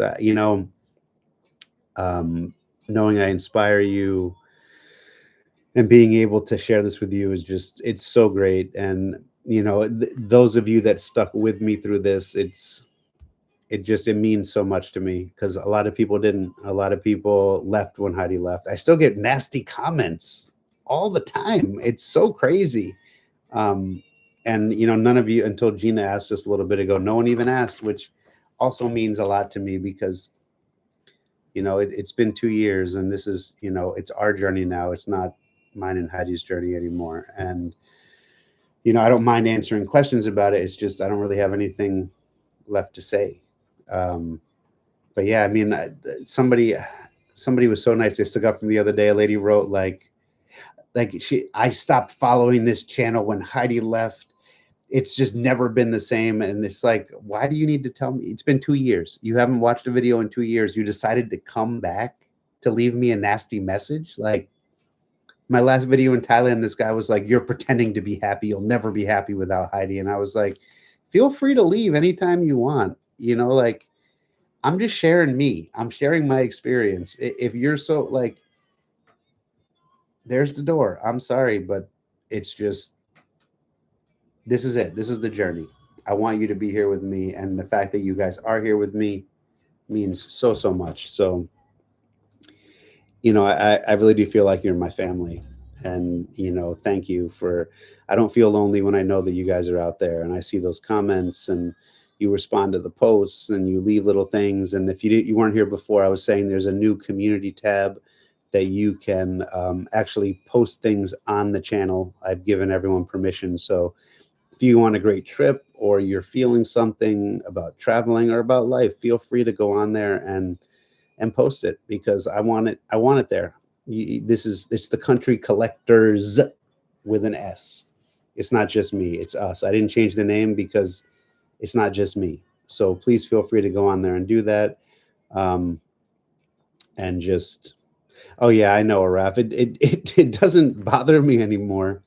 It's just, I just don't understand. I'm like, why? Like, it's been so long and people are still being like mean about it. I realize it's them that have the problem, not me, but I just think it's crazy that they're still coming in every week about like you made the biggest mistake of your life. Like this is life. And we all go through things. And like so many of you were so supportive afterwards and encouraging me to come back even after I got that weird bite in Thailand where I couldn't walk for like 3 months. Like you were still there supporting me, and that's just it's so special to know that you guys are here. So thank you so so so much. And we are here, all right. That chapter is over, you're right, but it's a new chapter and we're writing it together. And I was sad too, but things happen. People break up. Life is complicated. And our lives got really complicated and it wasn't our choice, but things happened. And we made a video that we took down after a while because it was really hard to have up, but we explained everything. We sat down and we told you guys the whole story, and that was the truth of the matter. And we wanted you to know the truth. And Here we go. Let's keep going. Let's keep doing. Let's keep experiencing these cultures and these people and the food. Let's have adventures together. And if you can't do it with me. Sit at home and do it. You don't have to do it. I'm doing it. If you want to do it, please do. And if we can ever meet up out on the road, I'm so happy to do it. I'm so sorry to the people that are in Japan right now that I couldn't actually meet up with because we weren't in the same places. But I'm doing my best out here, and I'm so happy that I know that you guys are there for me. Yeah, the food. Yes, Araf, the food. You had awesome videos with your former girlfriend. I hope you find another girlfriend to travel with. There's been another woman. Yeah, that would be great. I would love to. If there's somebody out there that wants to, I mean, I try to do collaborations all the time. I approach people, but I just haven't had anybody besides in Thailand come back and be like, yeah, let's do a video together. It's a different. I don't blame them. You don't know me. I don't know you. And I feel like you also need a little chemistry in order to really share. And, hopefully when I go to Thailand for those couple weeks, I'll be able to meet up with some of my, excuse me, YouTuber friends and maybe even put one together while I'm there. So I am going to go and get some sleep. I think it's, what is it, almost 1? Yep, almost 1 a.m. here. You guys have such a great Sunday. Enjoy yourselves. And yeah, let's do this again soon. Thanks for being here. Thanks for all your love. And yeah, amazing. Arigato gozaimasu, my friends. And sayonara. Until next time. Yes, happiness is decided ahead of the time. Make it for yourself. Thanks, everyone. Soon, we'll do this again.